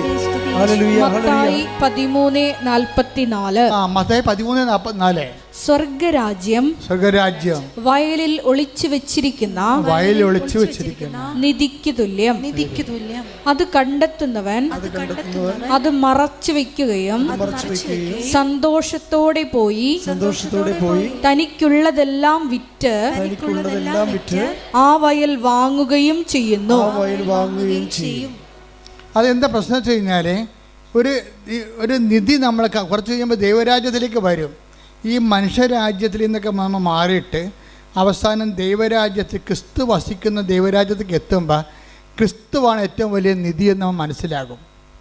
അപ്പോൾ ക്രിസ്തുവിനെ നേടാൻ വേണ്ടി പിന്നെ എന്തു ചെയ്യും? എല്ലാം വിൽക്കും, ആശകൾ വിൽക്കും. നമുക്ക് കുറേ വിൽക്കാനുണ്ടാവില്ല. നമ്മുടെ പ്രാർത്ഥനയുടെ എന്തുമാത്രം ആവശ്യങ്ങളാണ് ഉള്ളത്, അതൊക്കെ നമ്മൾ കോംപ്രമൈസായി ഒത്തുതീർക്കും. എന്താണ്? നിൻ്റെ പ്രാർത്ഥനയ്ക്ക് ഉത്തരം ലഭിക്കുന്ന ഏറ്റവും വലിയ അൾട്ടിമേറ്റ് ആൻസർ ആരാണ്? ക്രിസ്തുവാണ്. അതുകൊണ്ട് ക്രിസ്തുവിനെ നേടാൻ വേണ്ടി ഞാനെല്ലാം കുപ്പയായിട്ട് കരുതണം. Take the bed of God. ശ്രുതിക്കട്ടെ ഹല്ലേലൂയ, ഹല്ലേലൂയ, ഹല്ലേലൂയ, ഹല്ലേലൂയ, ഹല്ലേലൂയ. യേശുവേ നന്ദി, യേശുവേ സ്തുതി. ഹല്ലേലൂയ, ഹല്ലേലൂയ, ഹല്ലേലൂയ, ഹല്ലേലൂയ, ഹല്ലേലൂയ. യേശുവേ സ്തുതി. ഹല്ലേലൂയ, ഹല്ലേലൂയ. ഫിലിപ്പി 3:7-8. ഫിലിപ്പി 3:7-8. ഇവയെല്ലാം ക്രിസ്തുവിനെ പ്രതി നഷ്ടമായി ഞാൻ കണക്കാക്കി. ഇതെല്ലാം ക്രിസ്തുവിനെ പ്രതി നഷ്ടമായി ഞാൻ കണക്കാക്കുന്നു. ഇവ മാത്രമല്ല എന്റെ കർത്താവായ യേശു ക്രിസ്തുവിനെ പറ്റിയുള്ള ജ്ഞാനം കൂടുതൽ വിലയുള്ളതാകയാൽ സർവവും നഷ്ടമായി തന്നെ ഞാൻ പരിഗണിക്കുന്നു. അവനെ പ്രതി ഞാൻ സകലവും നഷ്ടപ്പെടുത്തുകയും ഉച്ഛിഷ്ടം പോലെ കരുതുകയുമാണ്.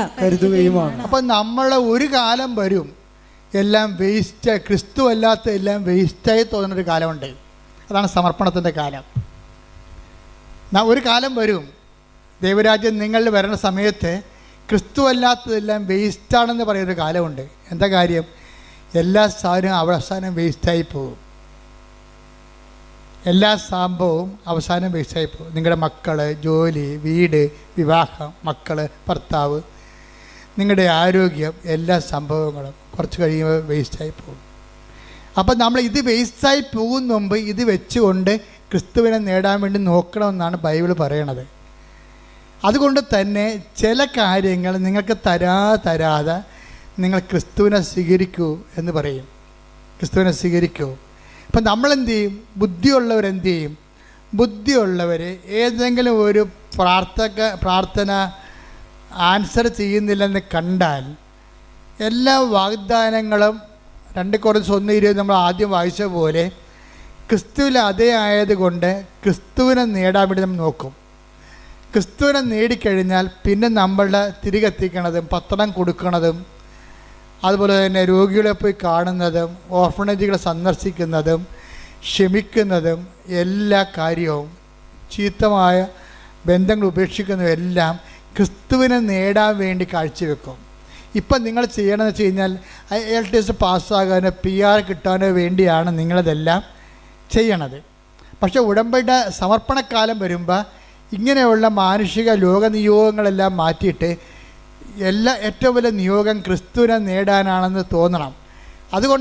അതാണ് ഈ സമർപ്പണത്തിൻ്റെ കാലം, ഉടമ്പടിയുടെ സമർപ്പണത്തിൻ്റെ കാലം എന്ന് പറയുന്നത്. അതുകൊണ്ടാണ് ഞാൻ നിങ്ങൾക്ക് ഉടമ്പടി അലൂമിനിയമൊക്കെ തരണത്. എന്താ സിൽവർ ഗ്രേ ഇല്ലേ? Silver grey. പക്ഷേ സിൽവർ ഗ്രേയിൽ വരെ നിങ്ങൾ ഉടമ്പടി പോകുമ്പോൾ ഞാൻ നിങ്ങളെ കൊണ്ടുപോകുന്നതിൻ്റെ കാരണം ഒടുവിൽ ഈ സിൽവർ ഗ്രേക്കാർ തങ്ങൾ ആദ്യം വെച്ച നിയോഗത്തെക്കാൾ വലിയ നിയോഗമാണ് ക്രിസ്തുവെന്ന് അവർ ധരിക്കാനും മനസ്സിലാക്കാനും വേണ്ടിയാണ് അവർ നിരന്തരമായിട്ട് ഉടമ്പടി ധ്യാനം കൂടാനും അവൻ പറയണ പോലെ ജീവിതത്തിൽ ചെയ്യാൻ വേണ്ടി ഞാൻ നിങ്ങളെ നിർബന്ധിക്കുന്നതിൻ്റെ കാരണം അതാണ്. അപ്പോൾ അതിൻ്റെ അകത്തുള്ളിൽ കേസോ വഴക്കോ അസ്വസ്ഥതയോ ഒക്കെ ഉണ്ടായാൽ ഞാൻ പറയും നിങ്ങളത് ക്രിസ്തുവിനെ പ്രതി ടേക്കപ്പ് ചെയ്യണം. കാര്യം ഇതിൻ്റെ പിന്നിലുള്ള സത്യം നമ്മൾ ഇപ്പം കാണുന്ന നിരാശ അല്ല, അതിലുപരി ഏറ്റവും വലിയ ദൈവത്തിന് നൽകാൻ പറ്റുന്ന ദാനമെന്ന് പറയുന്നത് തൻ്റെ ഏകജാതിന് നൽകുന്നതാണ്. അതാണ് ഏകജാതിന് നൽകാൻ തക്കവിധം ദൈവം അത്രമാത്രം ലോകത്തെ സ്നേഹിച്ചു. അപ്പം അങ്ങനെ ചെയ്ത ദൈവത്തിൻ്റെ സ്നേഹത്തിൻ്റെ ഒരു തുറമുഖത്തേക്കാണ് ഈ ആധ്യാത്മികമായ യാനം അവസാനം തുഴഞ്ഞെത്തി വരണത്. അതുകൊണ്ട് ഉടമ്പടി വളരെ സബ്ലിമേറ്റ് ആയിട്ടുള്ള ഒരു വോയേജാണ്, ഒരു കപ്പൽ യാത്രയാണ് ശരിക്കും പറഞ്ഞാൽ. അതിങ്ങനെ ക്രിസ്തുവിൻ്റെ തുറമുഖത്തേക്ക് നമ്മളെ കൊണ്ടുപോയിക്കൊണ്ടേയിരിക്കുന്നത് നിങ്ങൾ തിരിച്ചറിയണം. അപ്പോൾ എല്ലാ കാര്യങ്ങളും നിറവേറുമ്പോൾ ഇടയ്ക്ക് തന്നെ നിറവേറാത്തൊരു കാര്യങ്ങളുണ്ട് അതിനകത്ത്. അത് ക്രിസ്തുവിൻ്റെ കോളമാണ്. അവിടെ നിറവേറേണ്ടത് ക്യാഷ് ആൻഡ് കൈൻഡ് ആയിട്ടുള്ള കാര്യങ്ങളല്ല, മറിച്ച് സമസ്തവും ദൈവം അവൻ്റെ പാദത്തെങ്കിലാക്കിയ യേശു കർത്താവിനെ തന്നെയാണ്. പ്രാർത്ഥിക്കുക. കർത്താവായ ദൈവമേ, ഉടമ്പടിയുടെ 4ാം ഭാഗമായ ക്രിസ്തുവിനെ തന്നെ സ്വീകരിക്കാൻ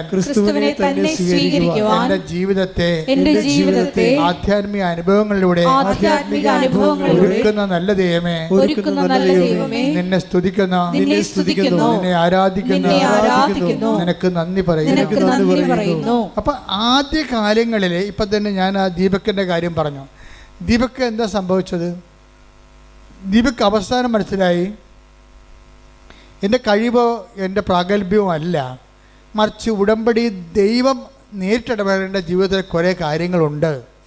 അതുകൊണ്ട് ദീപക്ക് തന്നെ വന്ന് 2ാമത് ഉടമ്പടി എടുത്തിട്ട് അത് കറക്റ്റ് ചെയ്യും, ദൈവസ്നേഹത്തോടെ കറക്റ്റ് ചെയ്യും. ആ സെക്കൻഡിന് അവനെ വേറൊരു കമ്പനി 13 വർഷങ്ങൾക്ക് ശേഷം അവനെ കോൾ ഫോർ ചെയ്യും. പെട്ടെന്ന് ഇൻ്റർവ്യൂ, പെട്ടെന്ന് അപ്പോയിൻമെൻറ്റ്, എല്ലാം ഒരാഴ്ചക്കുള്ളിൽ ഒരു മാസത്തിനുള്ളിൽ അപ്പോയിൻമെൻറ്റ് വരും. ഹയർ പ്രൊഫഷനിലേക്കാണ് അവൻ വരണത്. പക്ഷെ അതിനുള്ളിൽ എന്ത് പറ്റും? ദൈവത്തെ അവൻ കണ്ടെത്തിയിരിക്കും. അതാണ് അപ്പോൾ അവിടെ ദൈവം ഉദ്ദേശിക്കുന്നത് എന്താണ്? ദീപക്കിന് ആദ്യത്തെ പരീക്ഷണങ്ങളിലേക്ക് അവൻ പരാജയപ്പെട്ടതിൻ്റെ കാരണം ദൈവം ഉദ്ദേശിച്ചത് ഏറ്റവും വലിയ നിയോഗമായ ദൈവത്തെ കണ്ടെത്താൻ വേണ്ടി ഈ മകനെ പര്യാപ്തമാക്കുകയാണ്. ഇപ്പം ദീപക്ക് എന്താ പറയണത്? ഞാൻ ഇടയ്ക്കിടയ്ക്ക് ഞാൻ പ്രാർത്ഥിക്കണ മാതാവിൻ്റെ പ്രത്യക്ഷീണ പ്രാർത്ഥന ചൊല്ലിക്കൊണ്ട് നടക്കും. ആ ഹയർ ഓഫീസറാണ്. പക്ഷേ ഇപ്പം ചെല്ലണ എന്താണ്? മാതാവ് ആരാണെന്നും എങ്ങനെയാണ് അനുഗ്രഹം വരണമെന്നും എങ്ങനെയാണ് നമ്മുടെ കഴിവുകൾ വർക്കൗട്ട് ചെയ്യാത്തതെന്നും അവിടെ ദൈവം എങ്ങനെ നമ്മളെ വർക്കൗട്ട് ചെയ്യണമെന്നും അനുഭവം കൊണ്ട് മനസ്സിലാക്കാൻ വേണ്ടിയാണ് ചില സമയത്ത് നമുക്കൊരു ഈടറിവ് ഉണ്ടാകണത്. ആ ഈടറിവ് കാലഘട്ടങ്ങളിൽ നിങ്ങൾ സമർപ്പണത്തിൻ്റെ മേഖലയിലേക്ക് പ്രവേശിച്ചിട്ട് ക്രിസ്തുവിനെ നേടാൻ വേണ്ടി ബാക്കിയെല്ലാം വേസ്റ്റായിട്ട് കരുതിക്കൊണ്ട് ഒരു കൃപയുടെ ഒരു വലിയ യാത്ര നിങ്ങൾ ഉടമ്പടിയിലൂടെ ദൈവം നിങ്ങളെ നിർവഹിച്ച് തീർക്കുകയാണ്. അപ്പോൾ ആവശ്യമില്ലാത്ത ഒരു നിരാശയോ ഭാരമോ ഒന്നും വേണ്ട. ഇതൊക്കെ നിങ്ങൾക്ക് ആവശ്യമാണ്. നിൻ്റെ സ്വർഗസ്ഥനായ പിതാവ്, നിങ്ങളുടെ വീട്, നിങ്ങളുടെ ജോലി, നിങ്ങളുടെ വിവാഹം, ഇതൊക്കെ നിങ്ങൾക്ക് ആവശ്യമാണെന്ന് എൻ്റെ സ്വർഗസ്ഥനായ പിതാവ് അറിയാം. ആദ്യം നിങ്ങൾ ദൈവരാജ്യത്തെയും അതിൻ്റെ നീതിയെയും കുറിച്ച് അന്വേഷിക്കാൻ പറയും. അപ്പോൾ കർത്താവിൻ്റെ വചനങ്ങളെല്ലാം കറക്റ്റായിട്ടാണ് കിടക്കണത്. കറക്റ്റായിട്ട് തന്നെയാണ് നമ്മുടെ ജീവിതത്തിൽ ചെയ്യണത്. നമ്മൾക്ക് ഇതിൻ്റെ ഒരു ആക്ടിവേഷൻ പ്രിൻസിപ്പിൾ അറിയത്തില്ല, പിന്നെ അതെങ്ങനെ ആക്ടിവേറ്റ് ചെയ്യേണ്ടതെന്ന് അറിയത്തില്ല. ഉടമ്പടി മാത്രമാണ് ഈ വിഷയമൊക്കെ എല്ലാം കൃത്യമായി പഠിപ്പിക്കുന്നത്. ആധ്യാത്മിക പരിചരണം എന്ന് പറയും. ഒരു കവനൻ്റെ ഒരു ട്രീറ്റ്മെൻറ്റാണ്, ശരിക്കും ഒരു ഹോളിസ്റ്റിക് ട്രീറ്റ്മെൻറ്റാണ്. കാര്യം അതിൻ്റെ അകത്ത് എല്ലാ ഘടകങ്ങൾ. അപ്പോൾ എന്തെങ്കിലും ഒരു പ്രാർത്ഥിച്ച് നിങ്ങൾക്കതിൻ്റെ ഫലം കണ്ടില്ലെന്ന് പറഞ്ഞുകൊണ്ട് എപ്പോഴും നമ്മൾ ശ്രദ്ധിക്കേണ്ടത് നാക്ക് വളക്കാതിരിക്കാൻ നോക്കണം. ഞാൻ ഉടമ്പടി എടുത്താണ്, ഒക്കെ എല്ലാം ചെയ്താണ് എന്ന് പറഞ്ഞുകൊണ്ട് നിങ്ങൾ നാക്ക് വളക്കരുത്. അങ്ങനെ നാക്ക് വളച്ച് കഴിഞ്ഞാൽ ഉള്ള പ്രശ്നം വെച്ച് കഴിഞ്ഞാൽ നിങ്ങളിത് ആരോടാണ് ഇത് പറയണത്? ആരാണിത് കേൾക്കണത്? ദൈവമല്ല ഇത് കേൾക്കണത്. അപ്പോൾ അതുകൊണ്ട് തന്നെ നിങ്ങൾ ഉടമ്പടി ദൈവത്തോടെ കൂടെ നിന്ന ഉടമ്പടിയാണ് നിങ്ങൾ ആ സമയത്ത് നിങ്ങൾ നാക്ക് വളച്ച് അതിനെ അണ്ടർ എസ്റ്റിമേറ്റ് ചെയ്യണത്. ദാറ്റ് മീൻസ് ദൈവത്തോട് നിങ്ങൾ ചെയ്ത ഉടമ്പടിയെ നിങ്ങൾ തന്നെ ഇടിച്ച് കാണിച്ചാൽ സ്വാഭാവികമായിട്ട് അതിൽ നിന്നുണ്ടാകുന്ന വാഗ്ദാനം നിങ്ങൾ പ്രാപിക്കത്തില്ല. അപ്പോൾ അതുകൊണ്ടാണ് ഞങ്ങൾ 2 ആഴ്ച കുടുംബം കുമ്പസാരിക്കണമെന്നൊക്കെ പറയുന്നതിൻ്റെ കാര്യവും അക്രൈസ്തരായുള്ള കാര്യങ്ങൾ ആൾക്കാരെ ഉടമ്പടിക്ക് വിരുദ്ധമായ അവിശുദ്ധമായ ചിന്തകൾ സൂക്ഷിച്ചിട്ടുണ്ടെങ്കിൽ അത് റെക്ടിഫൈ ചെയ്തിട്ട് ദൈവത്തോട് മാപ്പാക്കിയിട്ട് നിങ്ങൾ കർത്താവിന് വേണ്ടി കാത്ത് നോക്കി പാർത്തിരിക്കണം. എപ്പോഴായാലും ഈ വിഷയം വർക്കൗട്ട് ചെയ്യും. ഇൻ കേസ് 1-2 വർക്കൗട്ട് ചെയ്തില്ലെങ്കിൽ അതിന് 80 മാർക്ക് കിട്ടുന്ന നിത്യജീവൻ്റെ ദൈവം തന്നെയായിരിക്കും ആ മേഖലയിലുള്ള നിങ്ങളുടെ ദാനം. അല്ലാതെ ഒരു ഭൗതിക ദാനം എന്നേക്കാൾ കർത്താവ് തന്നെയായിരിക്കും നിങ്ങളുടെ ദാനമെന്ന് പറയണത്.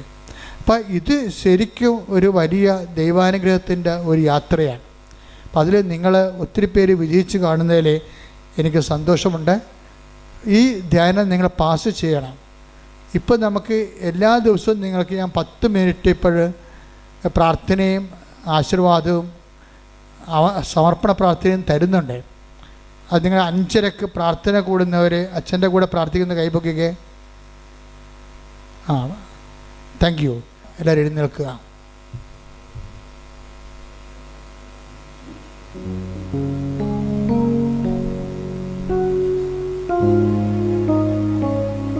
അച്ഛൻ പ്രാർത്ഥിക്കും, മക്കളെ സ്തുതിച്ചാൽ മതി.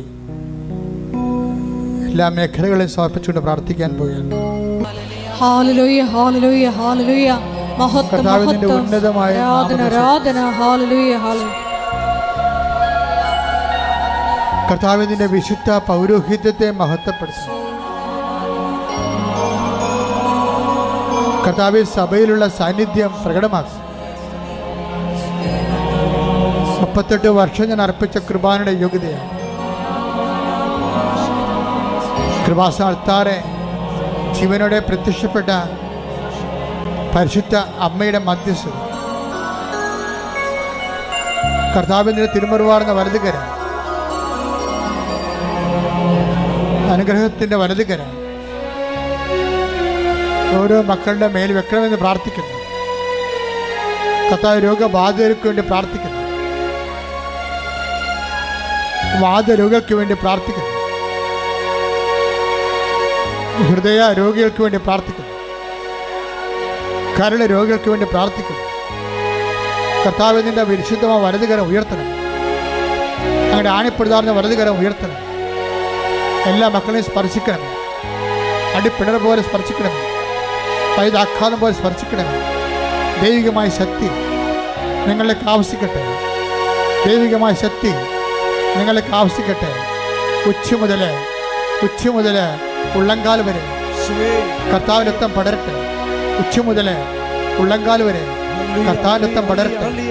എല്ലാ കോശങ്ങളിലും കർത്താവിൻ്റെ രക്തം പടരട്ടെ. എല്ലാ മാംസപേശികളിലും കർത്താവിൻ്റെ രക്തം പടരട്ടെ. എല്ലാ അസ്ഥികളിലും അസ്ഥിക്കുഴകളിലും കർത്താവിൻ്റെ രക്തം പടരട്ടെ. കർത്താവിൻ്റെ വലതുകരത്താൽ എല്ലാവരും സ്പർശിക്കപ്പെടട്ടെ. മാരക രോഗികൾ കർത്താവിൻ്റെ നാമത്തിൽ മാറിപ്പോകട്ടെ. സ്ഥിരാവേദികൾ കർത്താവിൻ്റെ നാമത്തിൽ മാറിപ്പോകട്ടെ. സുസ്ഥിരോഗങ്ങൾ, ക്യാൻസർ രോഗങ്ങൾ, മക്കളില്ലാത്ത ദമ്പതികൾ, ഗർഭാശയത്തിന് കട്ടിക്കുറവുള്ളവർ, ബീജത്തിന് ഓട്ടമില്ലാത്തവർ, ജനിതകമായ തടസ്സങ്ങളുള്ളവർ യേശുനാമത്തിൽ മാറിപ്പോകട്ടെ. വൈവാഹിക തടസ്സങ്ങൾ, വൈവാഹിക തടസ്സങ്ങൾ, മക്കളില്ലാത്തവര്, വീടില്ലാത്തവര്, ജോലി ഇല്ലാത്തവര്, അമ്മേ കാനായിലെ കല്യാണത്തെ പോലെ എല്ലാ ഇല്ലായ്മകളും ആരാധന സന്നിധാനത്തിന് അമ്മ മധ്യസ്ഥം വഹിക്കണം. പ്രാർത്ഥിക്കാൻ പോലും നിവർത്തിയില്ലാത്തവര്, വിശ്വാസം കുറവുള്ളവര്, വിശ്വസിക്കാൻ കഴിവില്ലാത്തവര് എല്ലാവരും കണ്ണീരോടെ പ്രാർത്ഥിക്കുന്നു. കർത്താവേ, വിശുദ്ധ പൗരോഹിത്യത്തെ മഹത്വപ്പെടുത്തണം. കർത്താവേ, സഭയിലുള്ള സാന്നിധ്യം പ്രകടമാക്കണമേ. കർത്താവേ, നിന്റെ ഉന്നതമായ നാമത്തിന് സ്വത്വം ചെയ്യുന്ന കർത്താവേ, നിന്റെ വിശുദ്ധ പൗരോഹിത്യത്തെ മഹത്വപ്പെടുത്തണമേ. കർത്താവേ, കൃപാസന ആൾത്താറ് 2004 ഡിസംബർ 7-ാം തീയതി പ്രത്യക്ഷപ്പെട്ട് ദുരന്തം ഉണ്ടാകാൻ പോണ് പ്രാർത്ഥിക്കണമെന്ന് പറഞ്ഞ അമ്മയുടെ പ്രാർത്ഥന ഈ സമയത്ത് മധ്യസ്ഥ പ്രാർത്ഥനയായി ഞങ്ങൾക്ക് നൽകണമേ. കുഞ്ഞുങ്ങളെ പഠിക്കാൻ കഴിവില്ലാത്തവര്, തെറ്റായ ബന്ധങ്ങൾ അകപ്പെട്ടവര്, കുറ്റമറാത്ത സ്ഥലങ്ങള്, സാമ്പത്തിക കടങ്ങള്, ജപ്തി നടപടികള്, തെറ്റായ ബന്ധങ്ങൾ അകപ്പെട്ടിരിക്കുന്നവര്, കർത്താവേ, വാടക താമസിക്കുന്നവര്, ഒറ്റയ്ക്ക് താമസിക്കുന്നവര്, പാട്ടത്തിന് താമസിക്കുന്നവര്, ഇറങ്ങിക്കൊടുക്കേണ്ടി വരുന്നവര്, വിദേശ ജോലികൾ ചെയ്തു പോയിട്ട് പഠനം കഴിഞ്ഞിട്ട് അവിടെ വിസ പുതുക്കാത്തവര്, അവർക്ക് ജോലി കിട്ടാത്തവര്, കർത്താവ് ലക്ഷക്കണക്കിന് രൂപ നാട്ടിൽ കടമുള്ളവര് കണ്ണീരോടെ പ്രാർത്ഥിക്കുന്നു. എല്ലാവർക്കും വേണ്ടി പ്രാർത്ഥിക്കുന്നു. എല്ലാവർക്കും വേണ്ടി പ്രാർത്ഥിക്കുന്നു. കർത്താവേ, കർത്താവെ സ്വർഗം തുറക്കണമേ. കർത്താവെ സ്വർഗം തുറക്കണമേ. നിന്റെ നാമത്തെ ഇപ്പോഴും മഹത്വപ്പെടുത്തണമേ. അപ്പാ അങ്ങേ പുത്രനായ യേശു ക്രിസ്തുവിന്റെ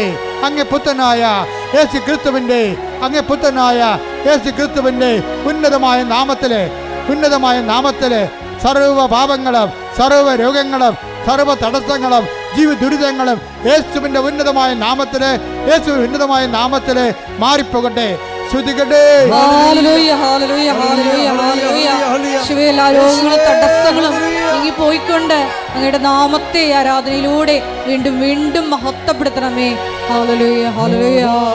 ദൈവപിതാവേ നന്ദി, ദൈവപിതാവേ മഹത്വം, ദൈവപിതാവേ ആരാധന. ഹല്ലേലൂയ.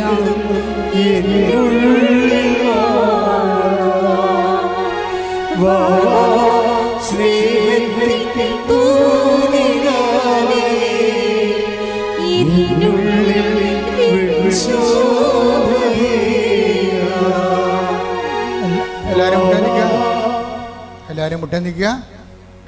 നമുക്ക് ഒരുമിച്ച് പാടാം. വാവാ യേശുനാഥ്.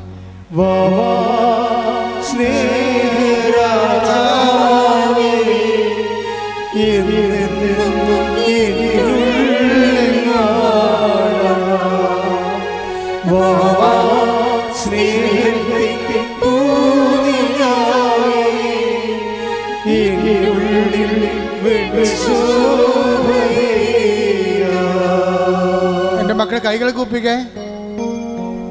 മൗനമായി ദൈവകുർബാനെ നോക്കിക്കൊണ്ട് നിങ്ങളുടെ ജീവിത സ്വകാര്യതയ്ക്ക് വേണ്ടി പ്രാർത്ഥിക്കട്ടെ. വ്യക്തിപരമായ ആവശ്യങ്ങൾക്ക് വേണ്ടി പ്രാർത്ഥിക്കട്ടെ.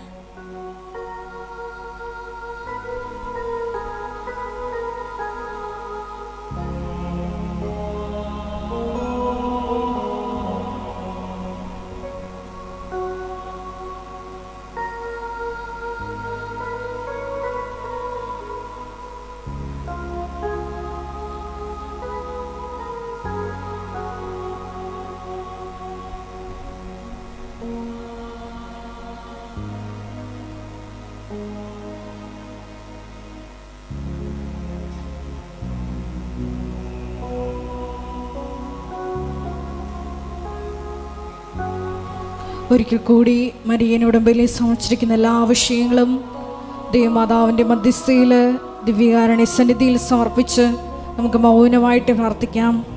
വിശ്വാസത്തിൻ്റെയും പ്രത്യാശയുടെയും ദൈവസ്നേഹത്തിൻ്റെയും എല്ലാം ഘട്ടങ്ങൾ പിന്നിട്ടുകൊണ്ട് ഈശോയെ സമർപ്പണമെന്ന പുണ്യത്തിലേക്ക് ഈ ആരാധനയിലൂടെ ഞങ്ങളെ ഉയർത്തണമേ എന്ന് പ്രാർത്ഥിക്കുന്നു. ഈശോയെ, എപ്പോഴും നിനക്ക് സാക്ഷ്യം വഹിച്ചുകൊണ്ട് സാഹചര്യങ്ങൾ അനുകൂലമായാലും പ്രതികൂലമായാലും തിടുക്കത്തിൽ ഉടമ്പടി നിബന്ധനകൾ പാലിക്കുവാനുള്ള തീക്ഷ്ണത ഞങ്ങൾക്ക് നൽകണമേ എന്ന് പ്രാർത്ഥിക്കുന്നു.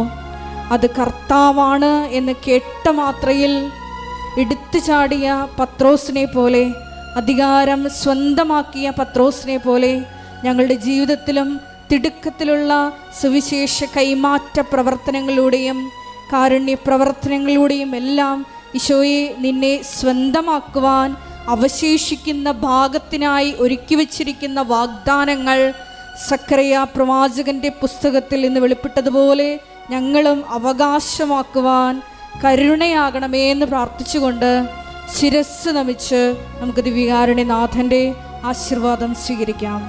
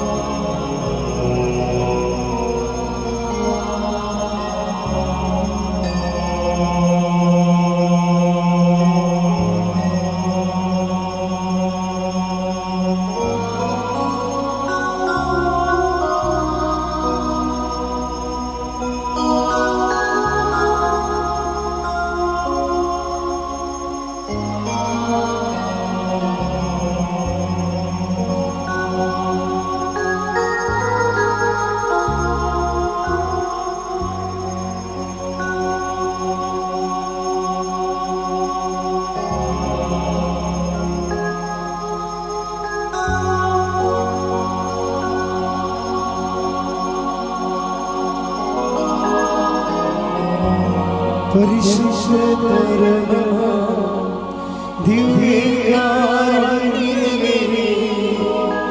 ഇന്നുമെന്നും അങ്ങേക്കാരാധന. പരിശുദ്ധ പരമ ദിവ്യകാരുണ്യമേ, ഇന്നുമെന്നും